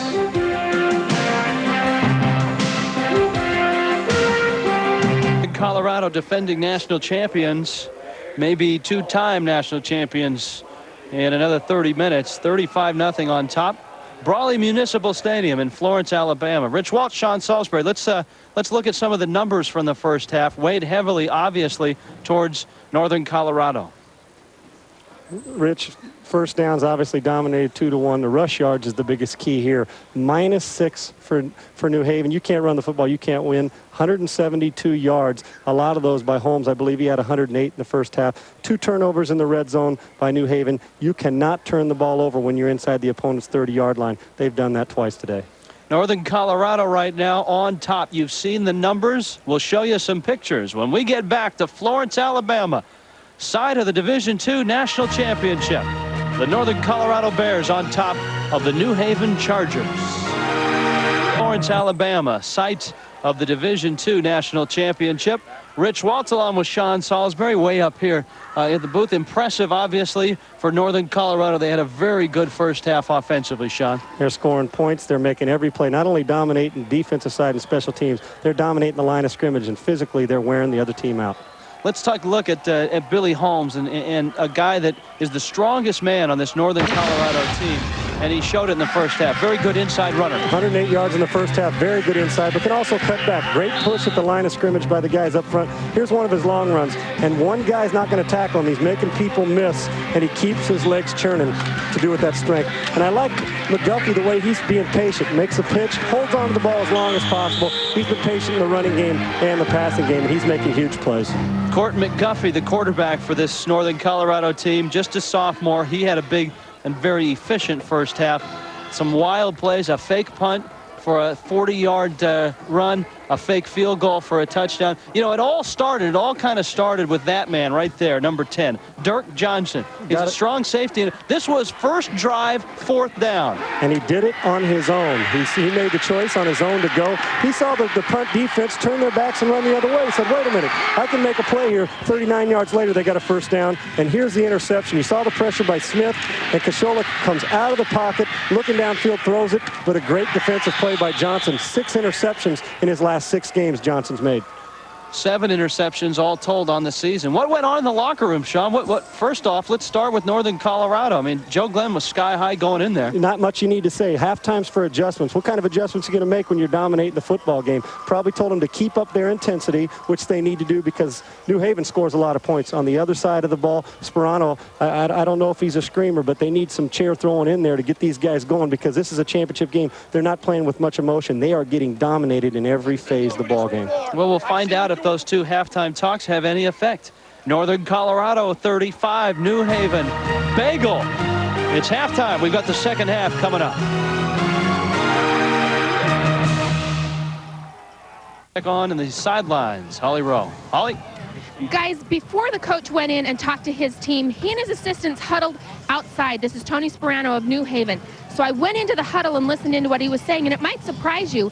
He told his coaches they've all got to relax. He said, look, at this point, the kids know they've gotten their tail beaten. We've got to go in there poised as coaches and relax. We need to learn how to crawl before we walk. We're going to take this one first down at a time. We're going to worry about getting a first down and then go from there. Very calm and relaxed, Tony Sperano. He may not be calm on the inside, but that's what he was emanating to his coaching staff and to his players in the locker room. Back up to you, Rich. Interesting stuff. It is interesting stuff. And if they're going to crawl, they better crawl awfully fast before they start walking. And then they better hit the ground running. Holly makes a good point. There's times you can go in there and you can deflate your team by getting a little bit bent out of shape. The team knows they're getting their backside kick. They need to find a way to focus and come back inside.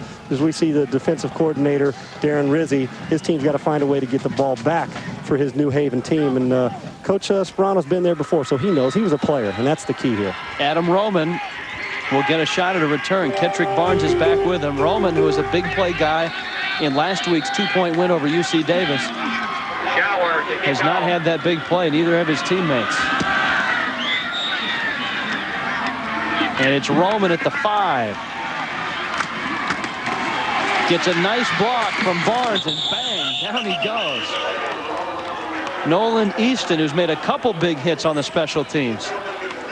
Big hit there is taking that spot over there on defense and running on special teams. And the one thing about Division II is you get a lot of the Division II guys on defense that also play special teams, a lot of the starters. And we got an injury down here, and it is Roman, Rich. Adam Roman, the return man, taking that hit. Nolan Easton made the stop. All right, the numbers of the two quarterbacks, Court McGuffey of Northern Colorado and Kazi Kasholik of New Haven. Sean? McGuffey, decisions have been great. They told us yesterday Kay Dalton was going to put the ball in his hands. He's made great decisions. They said they love that about him. And Kashulik also, but made 2 bad plays in the first half. And then the pressures. You talk about Aaron Smith getting to the quarterback, sacked the quarterback 4 times, knockdowns, sacks, hurries, interceptions, and deflections, all in Northern Colorado's favor. And they are putting the hurt on the quarterback. They are not letting Kashulik stand back there and make plays. And speaking of that, putting the hurt on Adam Roman. Roman took this pop from Nolan Easton at the end of the play. Bang. That's just great solid football, a great tackle, and you hope Roman's okay. But it just, as you watch the replay, you listen to the sound and listen to what this is like for those of you back home want to hear some nastiness.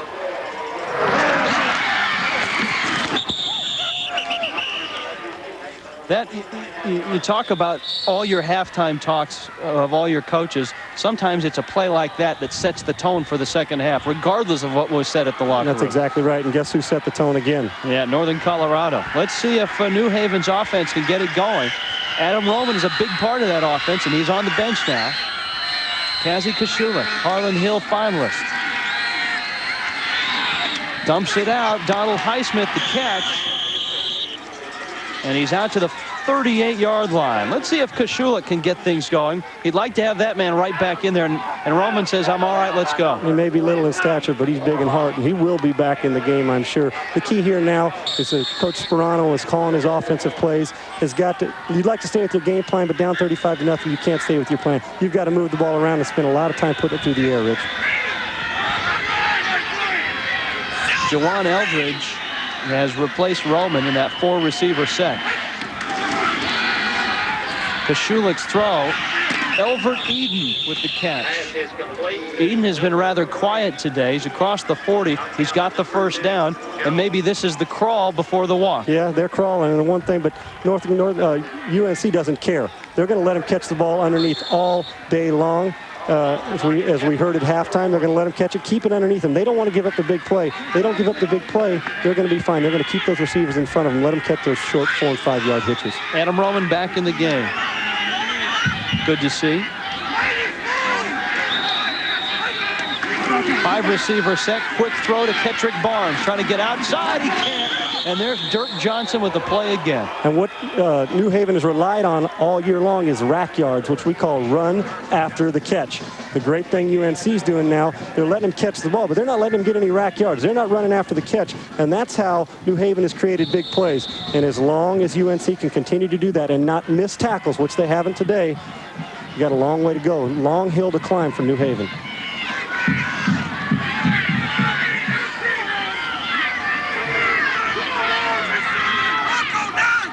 On second down, Kashulik changing the play. Adam Roman has not been a factor today. Northern Colorado shows blitz. Here they come, and Roman makes the catch. Midfield, down he goes. At the 48-yard line, Brad Bunting made the stop. Adam Roman, 68 catches coming in. And you know, he may be little, gets hurt on the special teams return, but watch this. Comes out here, back in after one play, going to get his body in front, albeit small, but plays big, gets in front, makes a block, then comes out, makes a catch. So out for a play, in on 2 plays, and the guy is got a big heart. Everybody needs to play the way Mr. Roman's playing on offense. He's listed at 5'7". Everyone says he's about 5'5". Highsmith over the right side to the 45-yard line. It's a gain of 2. Rich, UNC has to be careful here. Although it's 35-0, but we know that New Haven's averaged over 40 points a game. They have to be careful not to allow the little things start to creep in and kind of just standing up and letting it be dominated. They've got to keep that killer instinct and be able to continue to control, because the little things fester into big things, and they don't want it to get out of hand here. They need to continue to control the line of scrimmage. Koshulik going to throw, in trouble. Throwing deep, got a man open. It's Barnes who makes the catch, and he's inside the 15 down to the 12-yard line. And it all started with Kazi Koshulik staying alive in the pocket. His versatility has been big all year long. They dropped 8 or 9 people, even brought linemen out, but Koshulik's patience and his ability to improvise here was the key. Kettrick Barnes continues to run. A lot of times young receivers won't continue to run. He does what you're supposed to do. The quarterback gets out of the pocket. He goes down the sideline. When the quarterback comes at you, the receiver turns it up, the closest receiver, and heads down the sidelines and gets a chance at a big play, which Barnes did. And they teach that all training camp long. 1st and 10 from the Northern Colorado 12. And it's Highsmith to the 11, a gain of 1, 2nd down. Now watch this. You're going to see Koshulik come out here and make a play. That this receiver here is going to come down the field. He's going to find a way when the quarterback runs at you, you take a step forward and head back down towards the end zone to give yourself a chance at the big play. And that's exactly what Kettrick Barnes is going to do. Knowing he's coming at him, he's there. And watch this. Boom. Down for the big play. The defensive back loses sight. Barnes takes it down to about the 12-yard line for a chance at a touchdown here now. Kazi Koshulik, 5 of 5, now 6 of 6 on the drive. Roman lost the ball, and Northern Colorado has it. Chad Morlock with the recovery. Adam Roman got popped again. A great hit caused the ball to come loose. Rich, we're down here inside red zone territory again, and 3 turnovers in the red zone. Northern Colorado has done it offensively and defensively. In control in the Division II National Championship.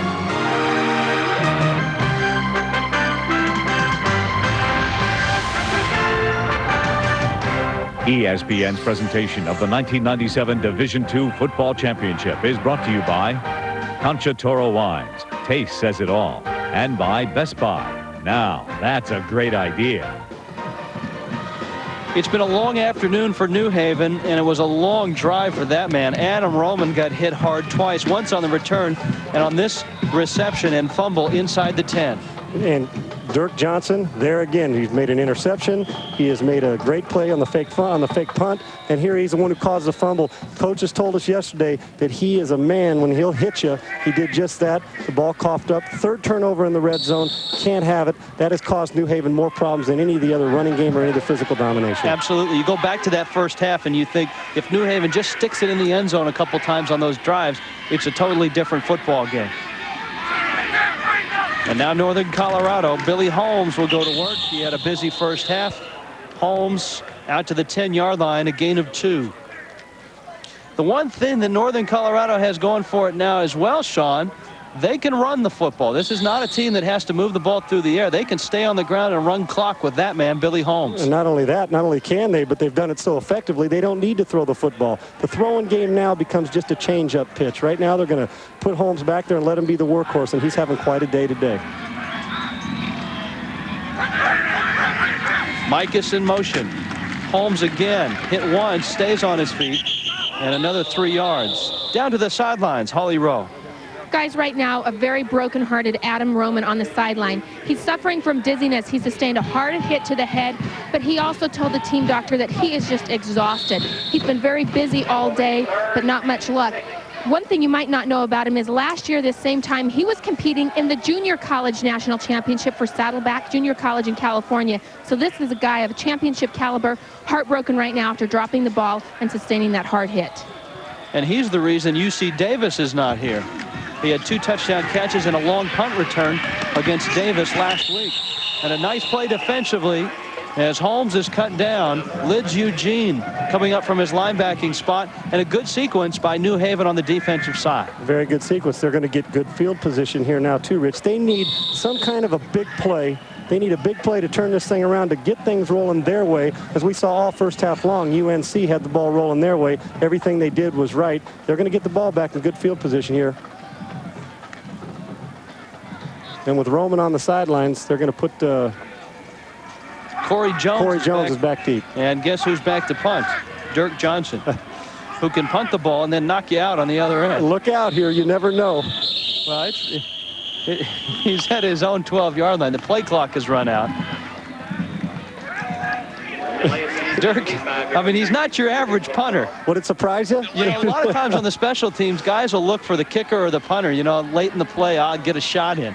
That's not the guy you want to look up. They're running from the punter in this situation. He's a guy that it's nice too. Now they got 11 guys who can make a tackle, not just 10 plus a punter. That's a good point.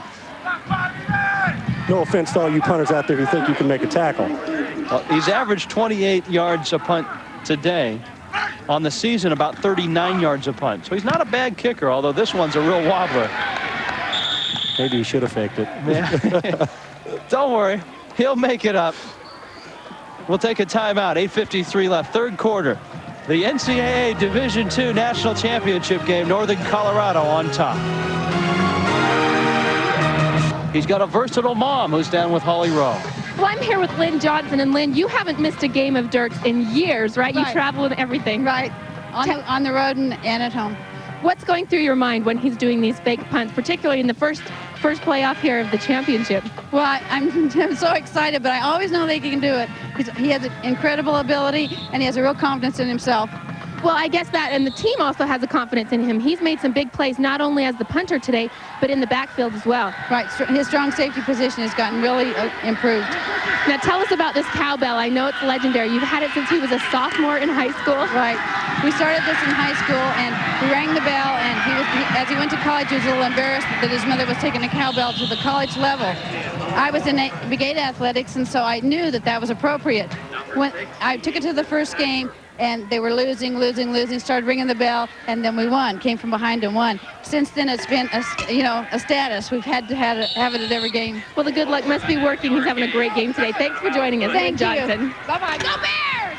You see, there's the difference between Division II and Division I. In Division I, especially in Starkville, Mississippi State, they won't let you bring the cowbells into the stadium. But you can do it here at the Division II National Championship. To the 16-yard line. A nice run setting up that play. Donald Highsmith broke one down inside the 20-yard line. And New Haven right now is on the move, but Sean, they can ill afford any more of those turnovers inside the 20. We've talked 3 times when they've got down in here. They cannot turn it over, and every time they've turned it over, Rich. So this is the time they have to capitalize, and they have to score and score quick. Time now is starting to become a factor. Tony Sperano's team without a huddle. Kazi Kashulik. Highsmith again over the right side to the 15. So Highsmith to the 15. Heisman tonight on ESPN. 7:30 on ESPN tonight. Top college players are there. Peyton Manning, Charles Woodson, Randy Moss, Ryan Leaf. Not in that order especially. 7:30 Eastern. Yes, it 4:30 Pacific. You think so? It'll be in that order, just like you read them. Oh, yeah. Manning, Woodson, Leaf, Moss, and Ricky Williams. That's the way it's going to be. I don't know. I'll go with Woodson, Manning, Leaf, Moss. Loser buys the burger. Down goes Kashulik. 5th sack of the day for the defense of Northern Colorado. Matt Markley got the sack. And you know who was real close by? is number 91, Aaron Smith. They've sacked the quarterback 5 times. We talked about, Rich, at the top also, that they had to pressure Kosciulik. They've done that. You do not want to let him sit back there and hold the ball. He hasn't been able to do that all day long.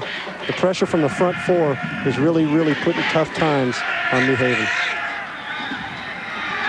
5 now by Northern Colorado. Kosciulik stepping up, throwing over the middle, and it's in and out of the hands of his receiver, who really gets jolted. Nolan Easton made the hit on Elvert Eden. A lot of time to throw the ball, did a nice job of moving his feet, but he didn't get himself reset. Threw the ball a little behind Eden, and down here, completions are so important. Yards are precious. As you see, his eyes are upfield. Does a good job of sidestepping. Keeps his eyes up the field. Doesn't quite get his feet set enough. Throws a little behind, but the ball still needs to be caught. You figure you're going to take a hit, catch it anyway. A little behind or a little east. That's there you go. East of? There you go. Elvert Eden. There you go. Oh, boy. 35-0. 6:44 left, third quarter. Kosciulik over the middle, and it's broken up. Maybe a flag, no flag. Shad Morlock, who recovered the fumble on the last drive, got a hand on that one. I watched Kosciulik the whole way on this, Rich. His eyes did not go off the inside receiver. I think he premeditated the throw, and when you're down like that, you've got to find a way to make plays. And Northern Colorado has found that way today. On top in a big way.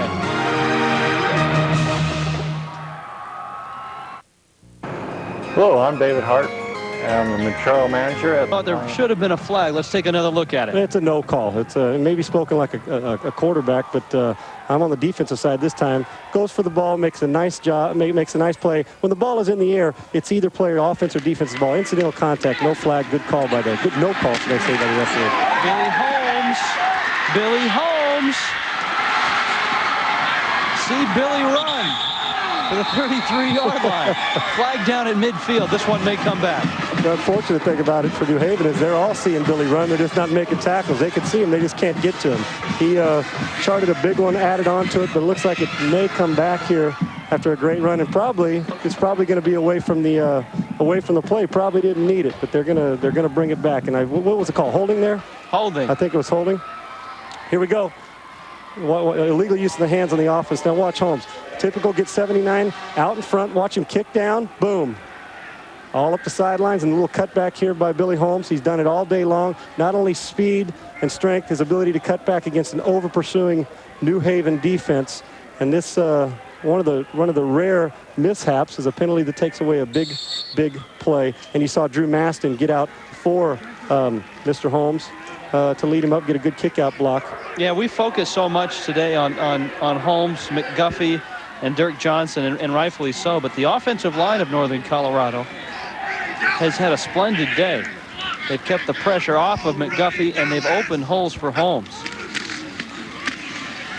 Wes Daniels on the pitch from McGuffey. And Daniels is out of bounds at the 44-yard line. Rich, I want to give more credit also to this offensive line. Ansel, Bendokas, May, Runge, and Maston. These guys, when you come into a championship game, coach will also say, guys, we've got to dominate and control the line of scrimmage. They're not going to be the ones who are going to get all the praise and the high fives, but I'll tell you where they're going to get it from. They're going to get it from Billy Holmes and McGuffey. People think they hear Division II, 1AA, they think the players are naturally smaller. That's not always the case. This is an offensive line that across averages about 290. It's a big unit and a talented one. The big uglies, as they like to call them. These guys are playing pretty today, though, Rick. Holmes. And Billy Holmes will go down. Short of the first down. Third down at about 3. One of the few times he hasn't got plus yardage on his carry. One of the few times also that New Haven's quickness is out-quick the physical nature of the UNC up front, and they control the line of scrimmage there, but it's still, I've said it time and time again, we'll continue to harp on it. A quarterback's best friend is 3rd down and 4, 3rd down and 3. They are in it again. McGuffey's got his choice, what he wants to do here, whether it be run or throw, and the defense has to respect both. And he's really made the right choices today. He's been very efficient. He really hasn't come close to throwing a bad ball.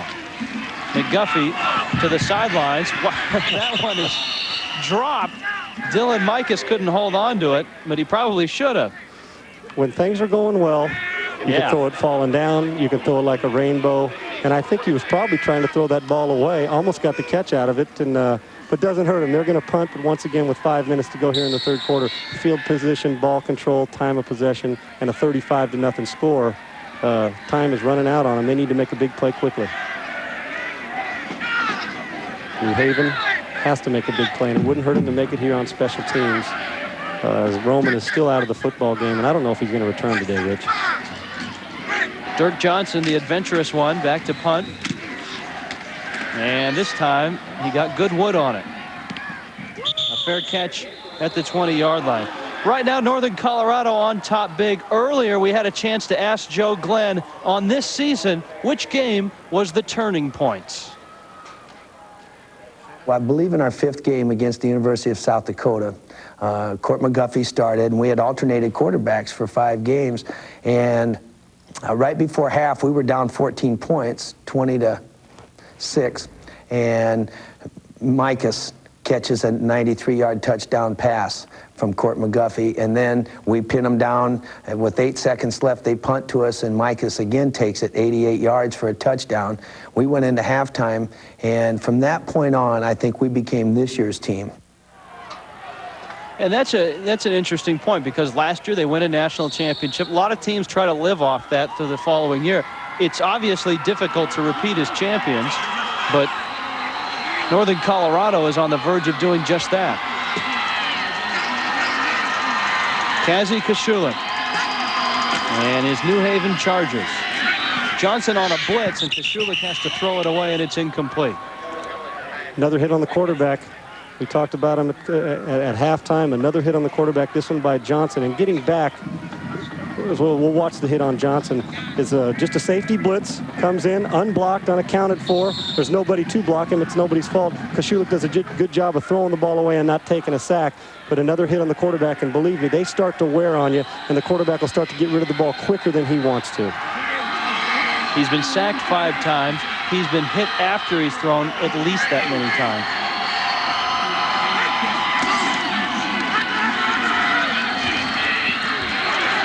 Koshulek, Smith pursuing him, and he's out of bounds. Chased out by Martin Jones. Pursuit, they've done everything right. You can call that a coverage, whether they give him a sack or not. It was a coverage play. Had nobody to throw the football to. A lot of times just the pressure up front and the sacks, they get a lot of credit that way. The guys up front get sacked, but the secondary is doing a good job of not allowing the New Haven receivers to run free and run through zones, and they're making Koshulek make plays on his own. 6 sacks, 2 interceptions, and a fumble recovery today, Rich. 7 tackles for loss.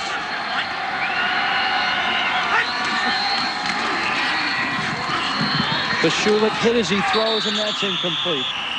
And the young man is starting to pay a heavy price. Pay a heavy price indeed. And the disadvantage for New Haven with the score of 35-0. You're a defensive line. You and I can go out there and know what they're going to do right now. They have got to throw the football. You see Koshulek's stats at 13 to 22 for 132 yards. The 2 interceptions in the red zone were big. The hits will continue to take their toll. But they have still got to throw to get in this game with time being a factor. John Serra.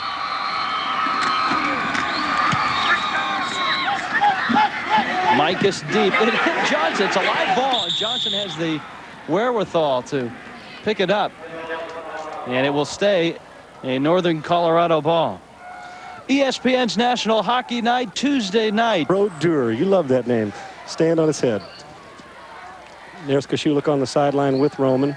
Both of them conferring. I know that Koshulek wishes that Roman could help him out today.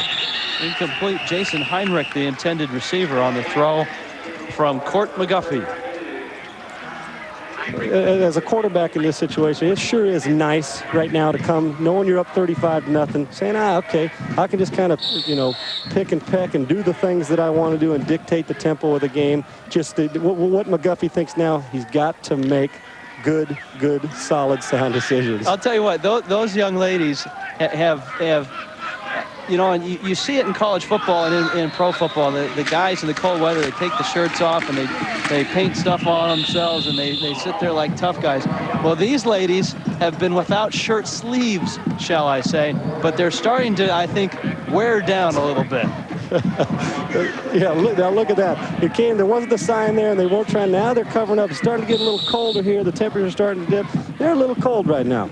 I mean, I'll tell you what, they're tough in Colorado. That's the thing that people don't talk about in the playoff system, is the fans of these teams travel all over the place. They've had to follow this team, this Northern Colorado team, for 3 weeks to different locales throughout the United States. This is week 4 of their playoff journey.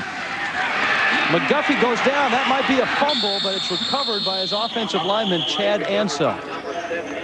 Very close to being the play that they needed to turn it around.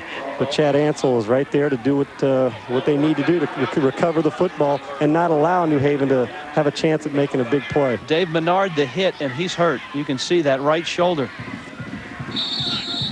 Coming off the field, might speculate.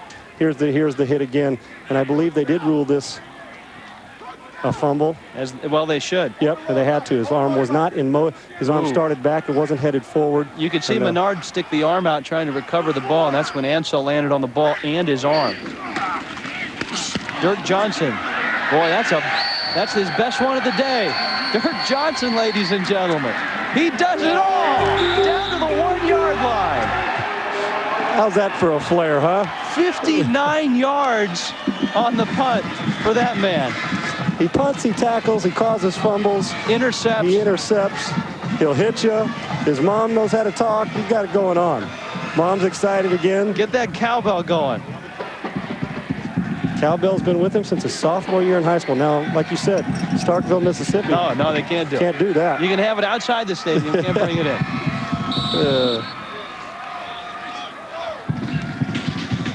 Dirk Johnson and his Northern Colorado Bears in a dominant performance in the NCAA Division II National Championship game. Florence, Alabama, home of one of the great Division II programs, I might add, North Alabama in this city. They just lost their coach, Bobby Wallace, headed to Temple. The throw is incomplete. He was looking for Elvert Eden. Pressure again. They give him pressure again. I talked earlier about how once they start to see pressure as a quarterback, no matter who you are, whether you're one of the great ones or Division II 1A or whether you're Dan Marino, when pressure starts to come, you get rid of the ball quicker than you want. And that's what this defense is now doing. They're pressuring him enough that routes aren't allowed to happen. He's throwing the ball before he's set and before he's ready to throw it. Adam Roman, who took a couple of big hits early in the second half, has not returned, and it does not look like he will. Let's hope he's okay. He had a shot to the head, and I know it's emotional for him. It's his played in the JC championship last year. Kashulik goes down. It's a safety, and 2 more. Matt Markley on top of Kazi Kashulik. Goes to sack number 6, I believe, today, or 7 now. We're at 7. That's right, Markley, another sack 7, get the 2-point safety, and we'll also get the ball. But you know what? You got to feel for the guys up front on New Haven. When you're on skates and you can't plant yourself in and knowing that they're going to come get the quarterback, it's tough on them, and UNC's playing well. Northern Colorado headed towards another championship. With the safety now, will receive the football on the kick. John Serra will punt the football.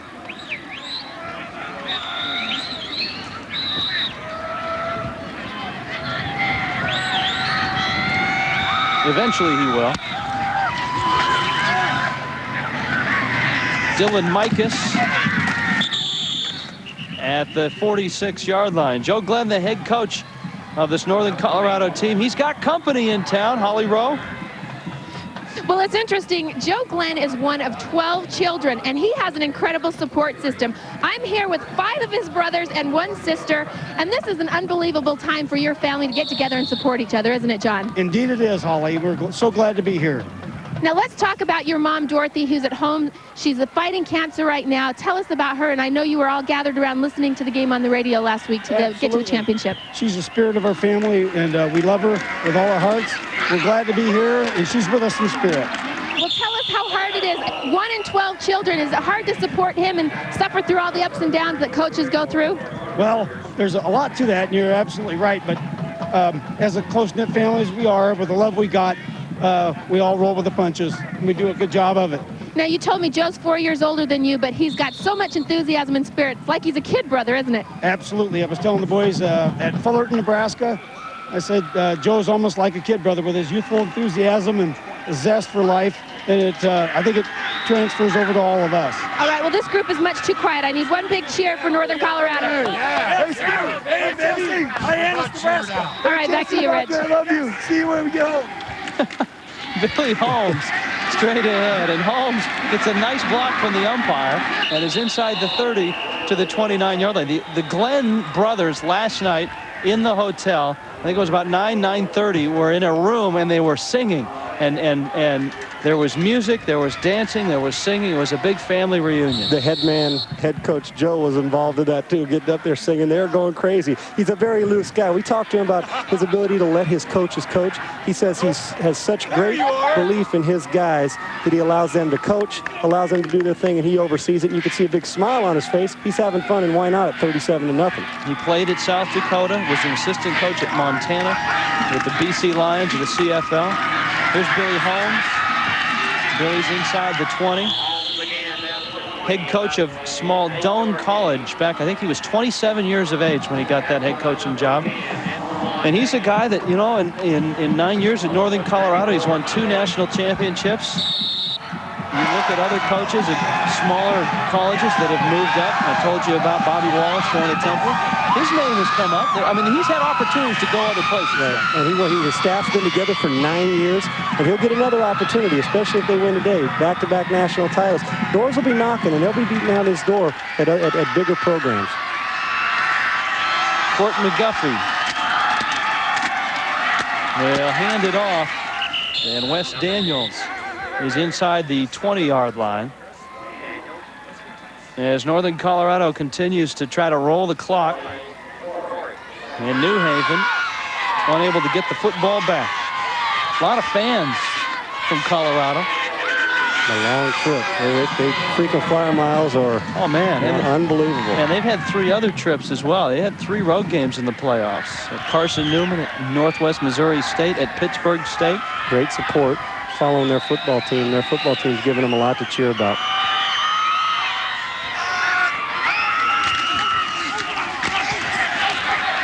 Mark Ciccarelli, the fullback, to the 15. Then on 3rd down, I think he's got the first down.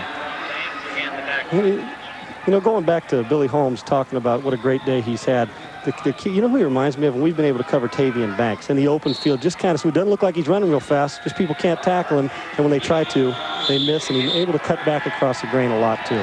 Billy Holmes in playoff games over 1,000 yards. In this one, over 100 yards. Today, he's at 154. It's been a big day for Northern Colorado. It's not done yet. We've got 1 quarter left in the NCAA Division II National Championship game with Northern Colorado on top. 37-0 Northern Colorado on top. New quarterback in for the Bears, Dean Grable, the sophomore.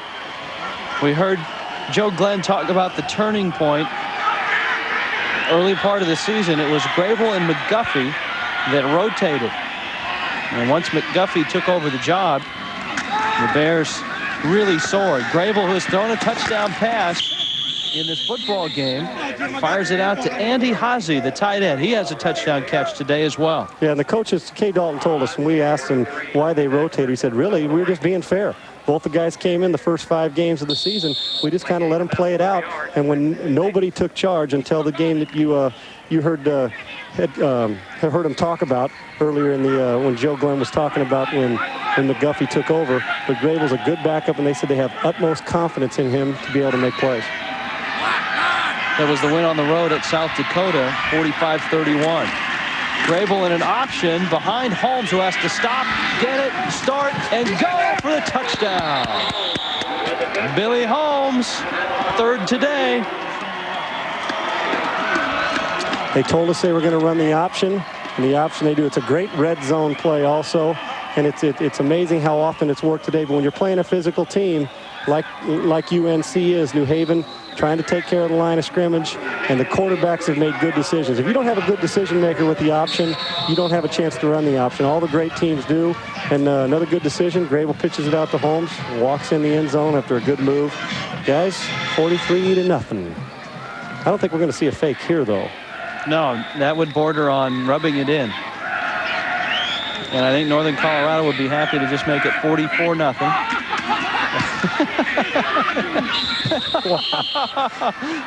Oh, I don't believe I just saw that. Flags are down. I think New Haven will be offsides. I don't know if you're allowed Shane McNeely leapt over the line, and since he didn't touch anyone, I think the play keeps going. Right. And the extra point is good. Watch this. Watch McNeely up. Boom. 110 high hurdles. And he still and he missed the ball still. Good accurate kick. Good directional kick. Billy Holmes has 3 touchdowns and a whole bunch of yards, and Northern Colorado has a big lead.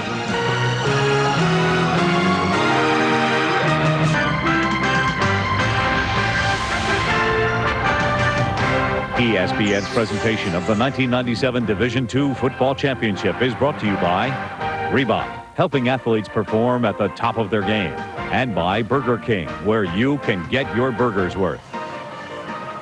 The skies above Florence, Alabama, home of the Division II National Championship game. Northern Colorado has dominated here today. Mike Schauer will kick it off as the Bears of the North Central Conference are closing in on a back-to-back national championship run. Kettrick Barnes from his 18. That's not a reverse. They did not work on that in practice. And he's down at the 20-yard line. Billy Holmes has had a big day, Sean Salisbury. He has had a very big day once again. And the option pitch is a little behind him. But look at his concentration, catches the ball, gets it outside for a nice touchdown untouched. He's not the only Billy Holmes in the house, though. Here's the other one.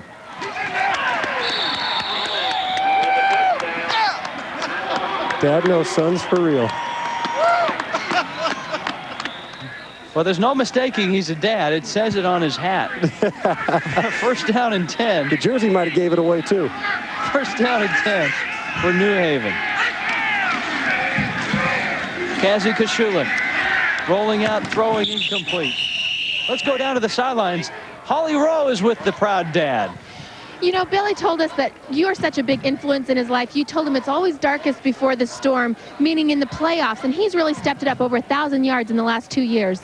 Oh, amazing. You know, the thing that people remember most is what you do last. And, you know, particularly how you carry yourself getting to that point. Billy's he's a pretty amazing kid, you know. I'm really proud of him. Not only is doing it on the field, but he's the real team leader. They said he addresses the team before they come out every huddle and gives them a real educational talk. Yeah, he's, I attribute that to his mother. He has a real strong religious background, and that kind of carries over into everything that he does. And I don't know, I think that has kind of carried over to some of the other guys on the team also. So there's a real strong core group there, and he calls the guys to really kind of bond and function well together, you know. I think what I've been most impressed with Billy about is his concentration to the little details on that pitch, on the touchdown just now, and he's still continuing, even with a 44-0 score, to do the little things right. Got to finish strong. That's what I said. People remember what you do last. Don't Obviously. And let's talk about what you do last. We've already got the official version here. It's printed. It might not be too early, 44-0 right now, but here's the official version of the T-shirt. Okay, and it's the UNC National Championship, and Mr. Holmes, it's not too early to get this printed, right? No, I think it might be kind of hard for them to come back from 44-0 at this point. But we'll just wait a little bit anyway before we purchase one. Okay. Back up to you, Rich. Then he's going to purchase 20 of them. He looks like he could, I'll tell you what, looks young enough. He could line up and play a little bit himself, old Billy's dad. Yes, he could. William and Betty Holmes, his mother. He's talking about the influence that his mom had. Elbert Eden has made a couple of catches, and this one ends at the 49-yard line. One person we haven't given credit to today needs it is the defensive coordinator for UNC, Mike Bresky. He told us yesterday, Sean, Rich, I don't care what happens underneath. We keep and prevent. He was nervous about the big play. He has not given up the big play one time today, and they've played great. Mike Bresky's defensive plan today has been wonderful, and he deserves a lot of credit for deploying his people in the right position.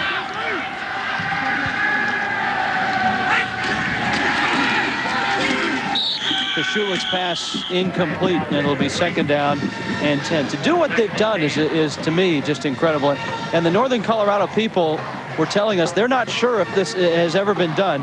A team, there's Coach Bresky, a team to go on the road and win 3 games on the road in the playoffs and then win a national championship, and they're close to doing that. Yes, they are, in which it'll be their 2nd national title. But to come on the road now and will win their 4th game on the road, this team has played great football. Road Warriors, I'll tell you what, like I said, home away is now their home. They're playing great football and done it all through the playoffs.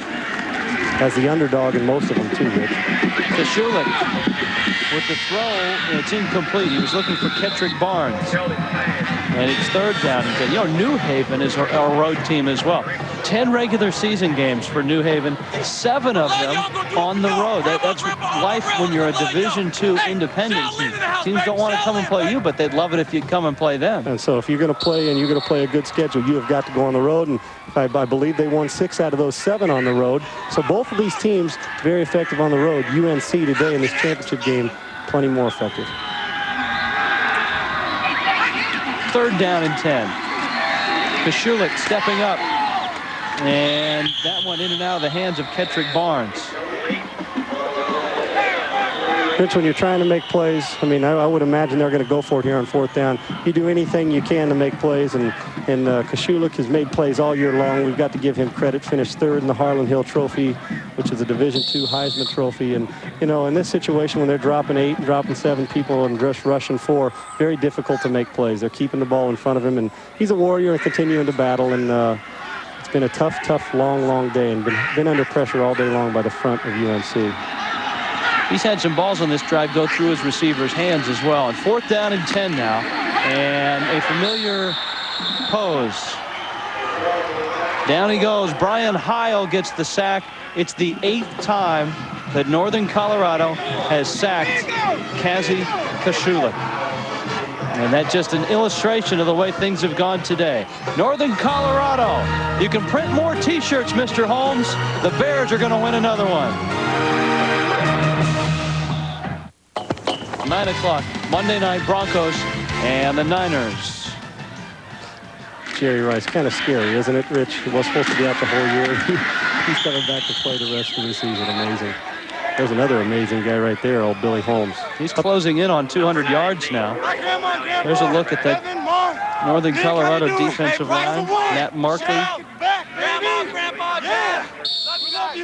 Rich, Billy Holmes, I think, is going to get a chance to play in the league. You know, Kay Dalton, offensive coordinator, we talked about earlier, said he does it all. He runs, he blocks, he catches, he's smart.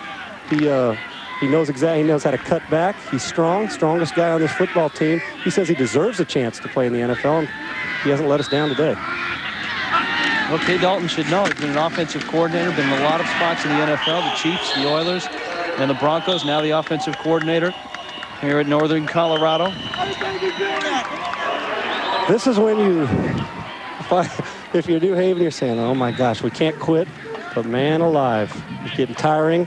And the physical part of UNC, which they've relied on all year long, we talked at the top about physical versus finesse.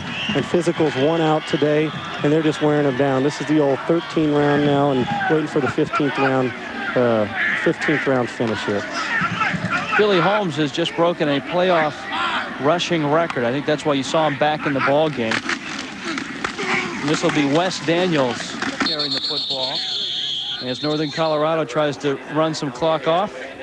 Billy Holmes there and his fullback Mark Ciccarelli.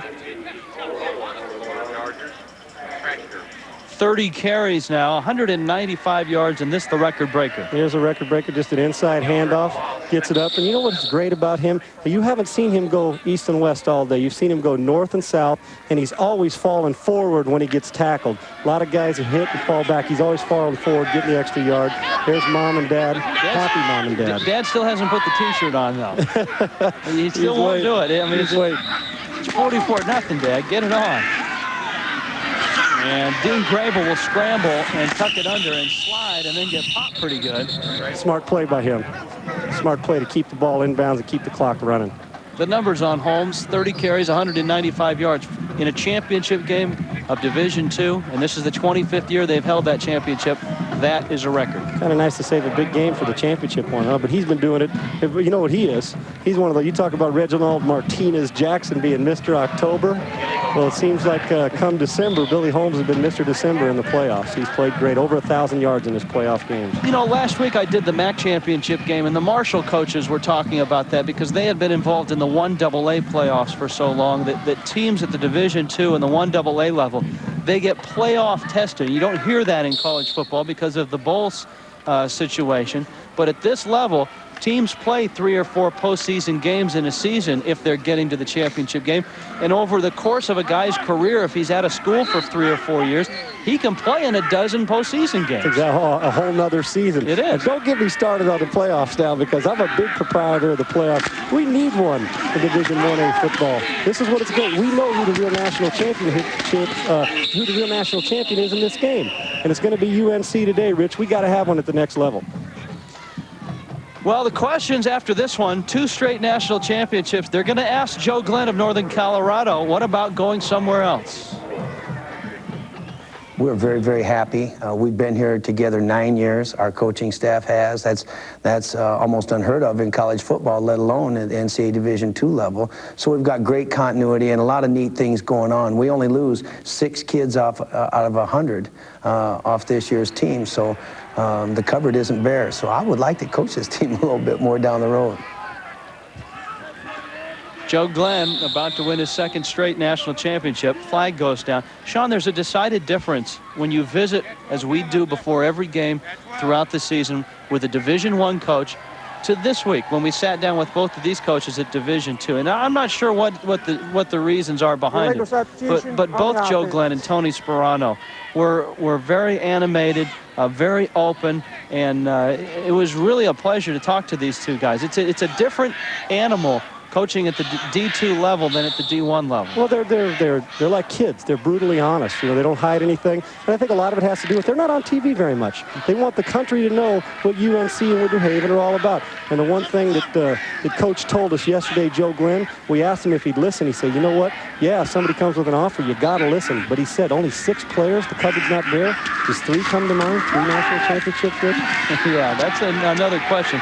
Grable is going to get sacked by Dave Menard, taken down at the 31-yard line. You bring up a good point about repeat champions. At the Division II level, it's only been done 3 times. Southwest Texas State did it.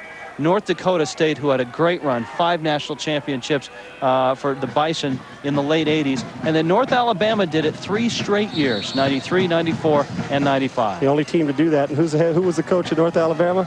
The man that's headed to Temple. Bobby Wallace. He's on his way to Temple now to be the head coach at Temple's program. So you never know, but Joe Glenn will have that opportunity somewhere to listen to what the coaches, the other universities say. But he's happy here. They're about to win number 2.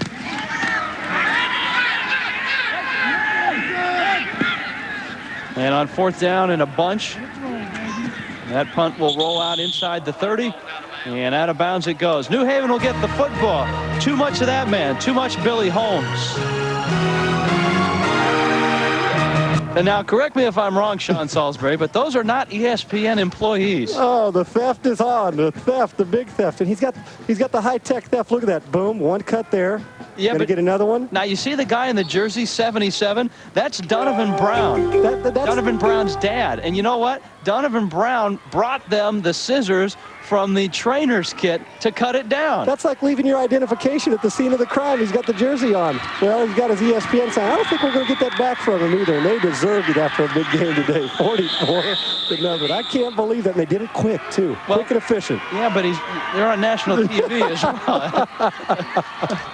I think we'll chalk that one up on the expense report. On your expense report. Yeah, well, wait a minute. Let's give Donovan a call. 2nd down here. New Haven with the football. Now look at that. Now I don't know if they've got any kids on the team, but they might need those scissors again. 7.5 minutes left in this Division II National Championship game. Giallo Freeman can't hold the football, and it will bring up 3rd down.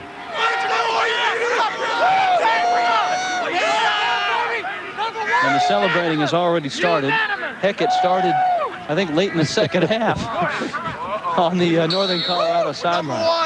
celebrate. They deserve to celebrate. And, you know, this is real big. This is exciting. A championship's a championship no matter which level. And maybe an early congratulations to both teams. But UNC's played a very, very good ball game today and done everything right. Kosholik going to scramble, and he's out of bounds with the first down. A lot of fans also made this trip from West Haven, Connecticut, home of the New Haven Chargers, and you got to give credit to this team as well. Here's a club. 1,500 enrollment is it's all they have at New Haven. But this football team has had a wonderful run this year through the playoffs, and it ended here in the championship game. Rich, my high school and most of our high schools are bigger than 1,500 people, so a lot of credit to them. That's not a lot to choose from, not only scholarships but walk-ons. What a great, great situation for those guys to come to get to the championship game. And as a private school at the Division II level, walk-ons is the key word there, because you've only got 36 scholarships. And if you're obviously a state university or a public institution, there he's got it. He's still got it. But to get somebody to walk on at a private school is difficult to do. So to build a football program around that can be tough. Needless to say, the expenses that go along with it, how expensive it is to go to a university like that. So what a great situation, what a great deal for these guys to make it this far. Donald Highsmith with the carry. We're talking about scholarships, Sean, and the breakdown, if you're curious. Division I schools at 85, Division I AA at 55, and Division II at 36. And at 1,500 students in the school, you don't have a lot to choose from walk-ons. I mean, you go to a school with 15,000 kids, there's more to choose from. Not a lot to choose from there. But they've chosen the right ones, obviously, to get here to the championship game. Kosholik scrambling and throwing, and it's incomplete. It'll bring up second down and 10. Tony Sperano in his 4th year at New Haven. He played at New Haven. He was a center and an assistant coach. Very special for him to bring his alma mater to the championship game. When I came here 4 years ago and I got the head coaching job here in New Haven, it was a goal of mine at that time to see this university in its first national championship game. You know, I wanted to be able to give the university something back for giving me a degree and getting me started in this game. You fall in love with a game, and the University of New Haven is the reason why that happened. Ball on the ground, and Northern Colorado's going to get it on a completion and a fumble. That's the 4th time today. Fourth, albeit the score's out of hand now, but the 4th time today that New Haven has turned the ball over on the side of the field, which UNC defense resides. They've turned it over 2 times through the interception, 2 times by fumble, and 3 of the 4 were in the red zone. So you can't turn it over, and that's really the story. Aside from the domination physically, they forced turnovers, especially at opportune times. The first 3 of them happened earlier in the game when New Haven still had a chance. Tomorrow night, 8 o'clock, the Classic Sports by ESPN. They kick off with the Classic Sports Bowl Week. And it's hosted by who else? The Classic himself, Keith Jackson. It's the 97 Rose Bowl, number 4 Ohio State and number 2 Arizona State. They'll replay that dramatic Rose Bowl of last year. Unfortunately for Sun Devil fans, Sean, on the Classic Sports Network, you can't change the ending. Well, if they ever come out with modern technology and allow you to change the ending, there'll be a whole lot of people purchasing Classic Sports on TV. That'd be great. But as you know, can't change it. Ohio State, like you said earlier, Jermaine, off the air we were kidding, Jermaine, he didn't fumble. He's throwing touchdowns instead, the quarterback at Ohio State.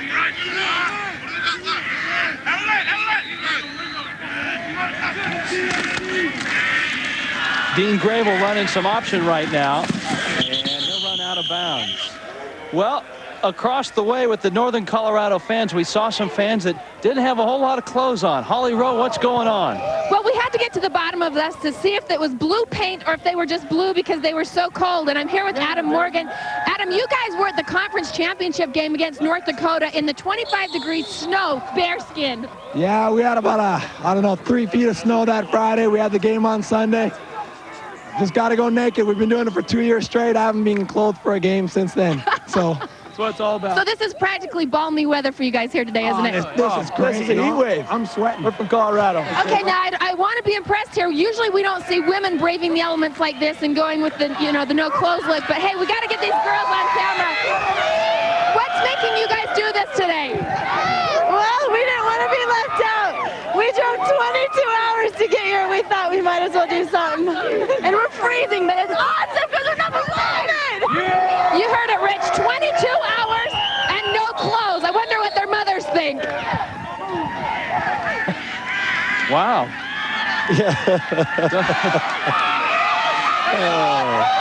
Got the equal opportunity for them there. And then, our esteemed producer, Greg Rogan, made the point, you know, with the pants they carry, they don't have to do any laundry when they get back home.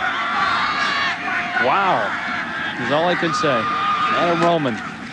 And New Haven, a long day. And the Chargers, who have yet to get in the end zone, you know, if they don't, Sean, this will be the largest margin of victory in Division II championship history. 44-0, Northern Colorado. Northern Colorado on top of New Haven. A lonely fan in, I think it's Section H, or is it Section I? He's right on the border there, Sean. He doesn't look too happy. I wonder who's he cheering for. He's on the UNC side, though, the side of the field, though, too. Kashulik to Donald Highsmith, and Highsmith is out of bounds at the 23-yard line.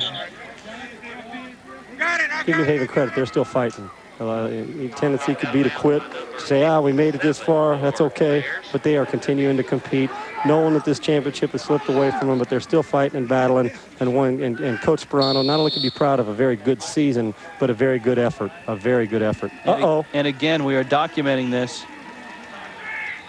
We will get some of Alabama's finest on it right away. He's come out of the stands to take our sign. Out of the stands. Normal procedure is to send the color analyst down immediately, followed by the sideline reporter to intercede. Heck, I might go down there and start painting my face, to take my jacket off and get into the mix like all the other fans. Thanks, Holly. You know, I think that's Joe Glenn's family. It is, the Glenn family. And apparently Holly Rowe has given the Glenn family permission to take that sign. Okay, so it comes from her. It's out of her report. Kashulik's throw, incomplete. And a nice attempt. Jawan Eldridge unable to make that catch. And there's a player down with 3.5 minutes left in this Division II national championship game. Rich, we've had it all today, haven't we? We've had a fake punt. Oh, right from the get-go as well. Let's find out what's going on with the sign. Holly Rowe. Okay, now his mom is watching at home, so I don't want to discredit him, but you did have permission for me to steal that sign, right? Thanks a lot, Holly. I got the sign, and it's coming home to Jesse, and I love you, and Linda, and JT, and okay. Cassidy. He did have permission, though, so, Mom, don't be mad at him. He had our permission. That's the only banner left. Cameraman Todd Marshall has been assigned to hold on tight to that one. Todd's going down to get himself a little theft, too. I'll go down and help him. Heck, I don't have... Do you have one of those in your room? No. I don't. In your entryway at the house. Yeah. Oh, man. A lot of things, though, we talked about. Punts, fake punts. Johnson did it on his own. We've had turnovers in the red zone. We've gone for it on 4th down. We've had fumbles. We've had little big plays. We've had great runs. We've had great effort. We had sacks. We had a guy try to block an extra point who jumped over the line and then had the ball kicked, I think, under him. And we've had a fake field goal just before half for the touchdown. So we've had a little bit of everything today. We've had 2 banners stolen. Kashulik's throw is broken up, no flag, and that was a 4th down play, and so Northern Colorado will get the ball with an opportunity to run the clock out. Plus, we also, one more thing we have the guys without their shirts on and the girls that are half clothed. So we've had a little bit of everything today. They will get the ball with a chance to run it out. Oh, and we have the ceremonial dumping on the coach. The Douse, and he's one of the guys. He likes to look at his players, his friends, and his coaches. And you don't see that with head coaches much. I mean, most head coaches are sort of like the field general, the guy that is distant. But for Joe Glenn, he's almost the good guy, isn't he? He is, and I asked him, he even said that yesterday. He said he blames, when there's anything that goes wrong, he blames it on his coordinator. So he is the good guy. We asked him if he had an open door policy. He says, yes, he does have an open door policy. He wants his players to be his friends also, and they are definitely that. Yeah, and he wants his players to stay in bounds to end this game because he's absolutely freezing now after getting the water on. The temperature has hovered around 32, 35 degrees most of the day. See the head, the breathing, the old taking a deep breath. Going to put the towel on. He's excited. He deserves it. What a great, hey, 4 games on the road. You can play this well on the road. You deserve a championship. And great job by both universities, and congratulations to UNC as they're about to cinch the championship today. It's been fun working with you. It's been fun for me to be up here with you. Well, as long as no one comes up and steals anything from the booth, we'll be okay in these final 3 minutes. And straight ahead goes Jason Heinrich. Heinrich is inside the 15, and he's down close to the 10-yard line. Once again, we got to give credit. All the skilled position guys we've talked about, those 5 guys up front, Ansel, Bendokas, May, Runge, Maston, big, strong, athletic. They have controlled the line of scrimmage, and trust me, if he hasn't done it already, Billy Holmes, who's rushed for darn near 200 yards today, will be the first to congratulate them and thank them for an effort well done. McGuffey kept them, made great decisions all day long. This has been a really, really good team effort. Everybody's contributed. And once again, Mike Bresky's defense for UNC deserves a lot of credit. They're about to pitch the first shutout here, margin of victory with a shutout at 44-0.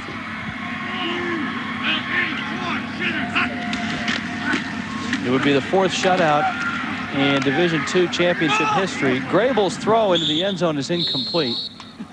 And I wouldn't be surprised if Northern Colorado just said, let's take a knee a couple of times and just sit on it. Hand it off. There's no need to score anymore. And, I know the reserves want to get in. The reserves want to score in a national championship game. And you can't blame them for that, especially guys that are underclass. You never know how many times you're going to pass this way again. UNC's done it twice in a row now, but you don't know if you'll be back.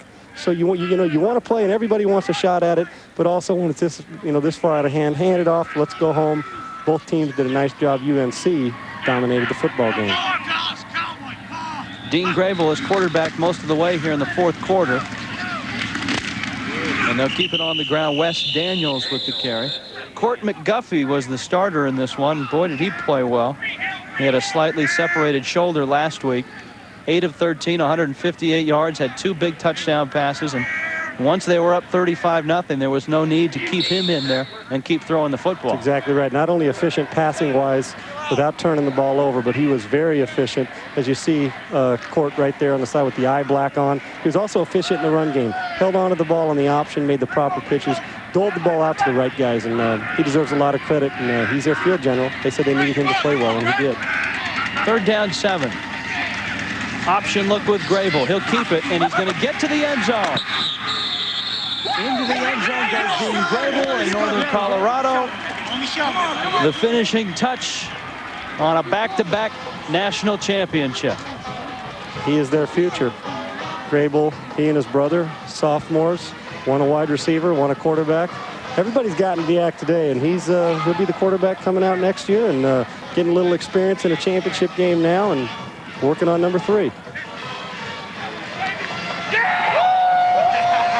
The option's been effective all game long, Rich, and the quarterback's the key to that and making good decisions. And obviously a moot point with the touchdown, but they're about to tack on the 51st point of the ball game. And you see Billy Holmes' father. We were able to talk to him earlier. He still hadn't put that shirt on, that championship shirt. He doesn't want to jinx him. Yeah. I mean, his kid ran for close to 200 yards. Is there such thing as a 52-point play? Come on, baby.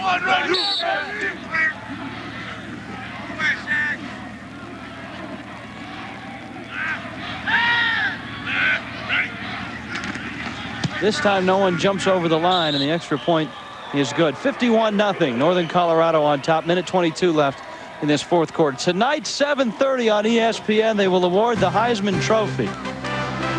They'll all be in attendance. Randy Moss, Charles Woodson, Peyton Manning, Ryan Leaf. It's tonight at 7:30. Chris Fowler and the gang at the Downtown Athletic Club.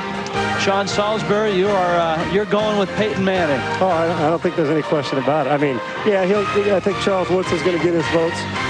sentimental vote obviously goes to Manning, but he's earned it. I don't think he's done anything to take away. He went in as the season as a favorite. Woodson's maybe the best athlete in college football. But I'm telling you right now, I think Manning's earned it, and he's going to put a capper. He came back for all the right reasons, to have fun, to win an SEC championship, which he did. And now the Heisman Trophy is staring him right in the face, and should be fun for him if he's able to win it tonight. Coming up next, the world's strongest man competition. Billy Holmes will not be enrolled in this. Nor will you or I. No, well, Holmes benches 400, squat 600. And you probably don't want to make him mad, because he can probably bench both of us with one arm each. So, world's strongest man. Interesting competition. Very interesting. Victory lap. Yeah, lifted head. He got that heavy flag over his head. Carried a heavy load today as he rushed for almost 200 yards. Probably pretty safe to say who people are going to vote as the MVP of this game, huh, Rich? Well, right there, Kay Dalton. There's a start. How about him, the offensive coordinator? Said, forget the elevator. I'm walking down the steps. Doesn't want to miss anything. He is an unheralded hero today. Called a great game. Called a very good game, and he's seen all kinds of offenses and defenses throughout his distinguished career. Many years in the NFL, assistant offensive coordinator as well at places like Colorado State. We looked at that big gaudy ring they had on their finger yesterday from their championship last year. We asked him if they're going to wear it. He said, yeah, I'm going to wear both. Is that too vain? The Ambreski both. So no, it's not. You get them, wear them. Going deep is Kosholic, and it's picked off. Intercepted. Todd Weeble with the pick. He weebled, he wobbled, he fell down, but he still made the interception. And the celebration continues on the field. 5 turnovers today. And another interception. And Northern Colorado, thank goodness, can run out the clock on this series. The way they've been running it, though, you never know. They run it, they may run it. They're 70 yards away from pay dirt again, but let's hope if somebody gets in the open field. He just takes a knee. Yeah. Take a knee, baby. And they do. Wise move. Wise move. It was fun. Good ball game. Dean Grable taking a knee. This thing will run out. Back-to-back championships for Northern Colorado. Next weekend, of course, on ESPN, we've got the 1AA National Championship. That game is always fun. There's your championship trophy. It'll stay in Greeley. It will stay in Greeley for the second year in a row. You know, there are schools at the Division II level that they get it going and they get on that roll. North Alabama did it. North Dakota State did it. Let's go down to the sidelines. Busy day for Kay Dalton. Holly Rowe. Kay, you're finally coming out of this down to 27 seconds left. Brilliant play calling today. Great offensive strategy. Well, thank you. I appreciate those comments. Our kids have played well really for the last 10 games. I thought we would probably beat this team. All right. Well, congratulations and thanks very much. Rich, back to you. Thank you for your thoughts. Kay Dalton, Joe Glenn, and the rest of the Northern Colorado Bears will head back to Greeley, Colorado, and they'll return that national championship trophy. Back-to-back national champions. Northern Colorado is the champion of Division II football in 1997 as the Bears beat the New Haven Chargers. For Holly Rowe and Sean Salisbury, I'm Rich Waltz. Coming up next, the world's strongest man. This has been a production of ESPN, the worldwide leader in sports.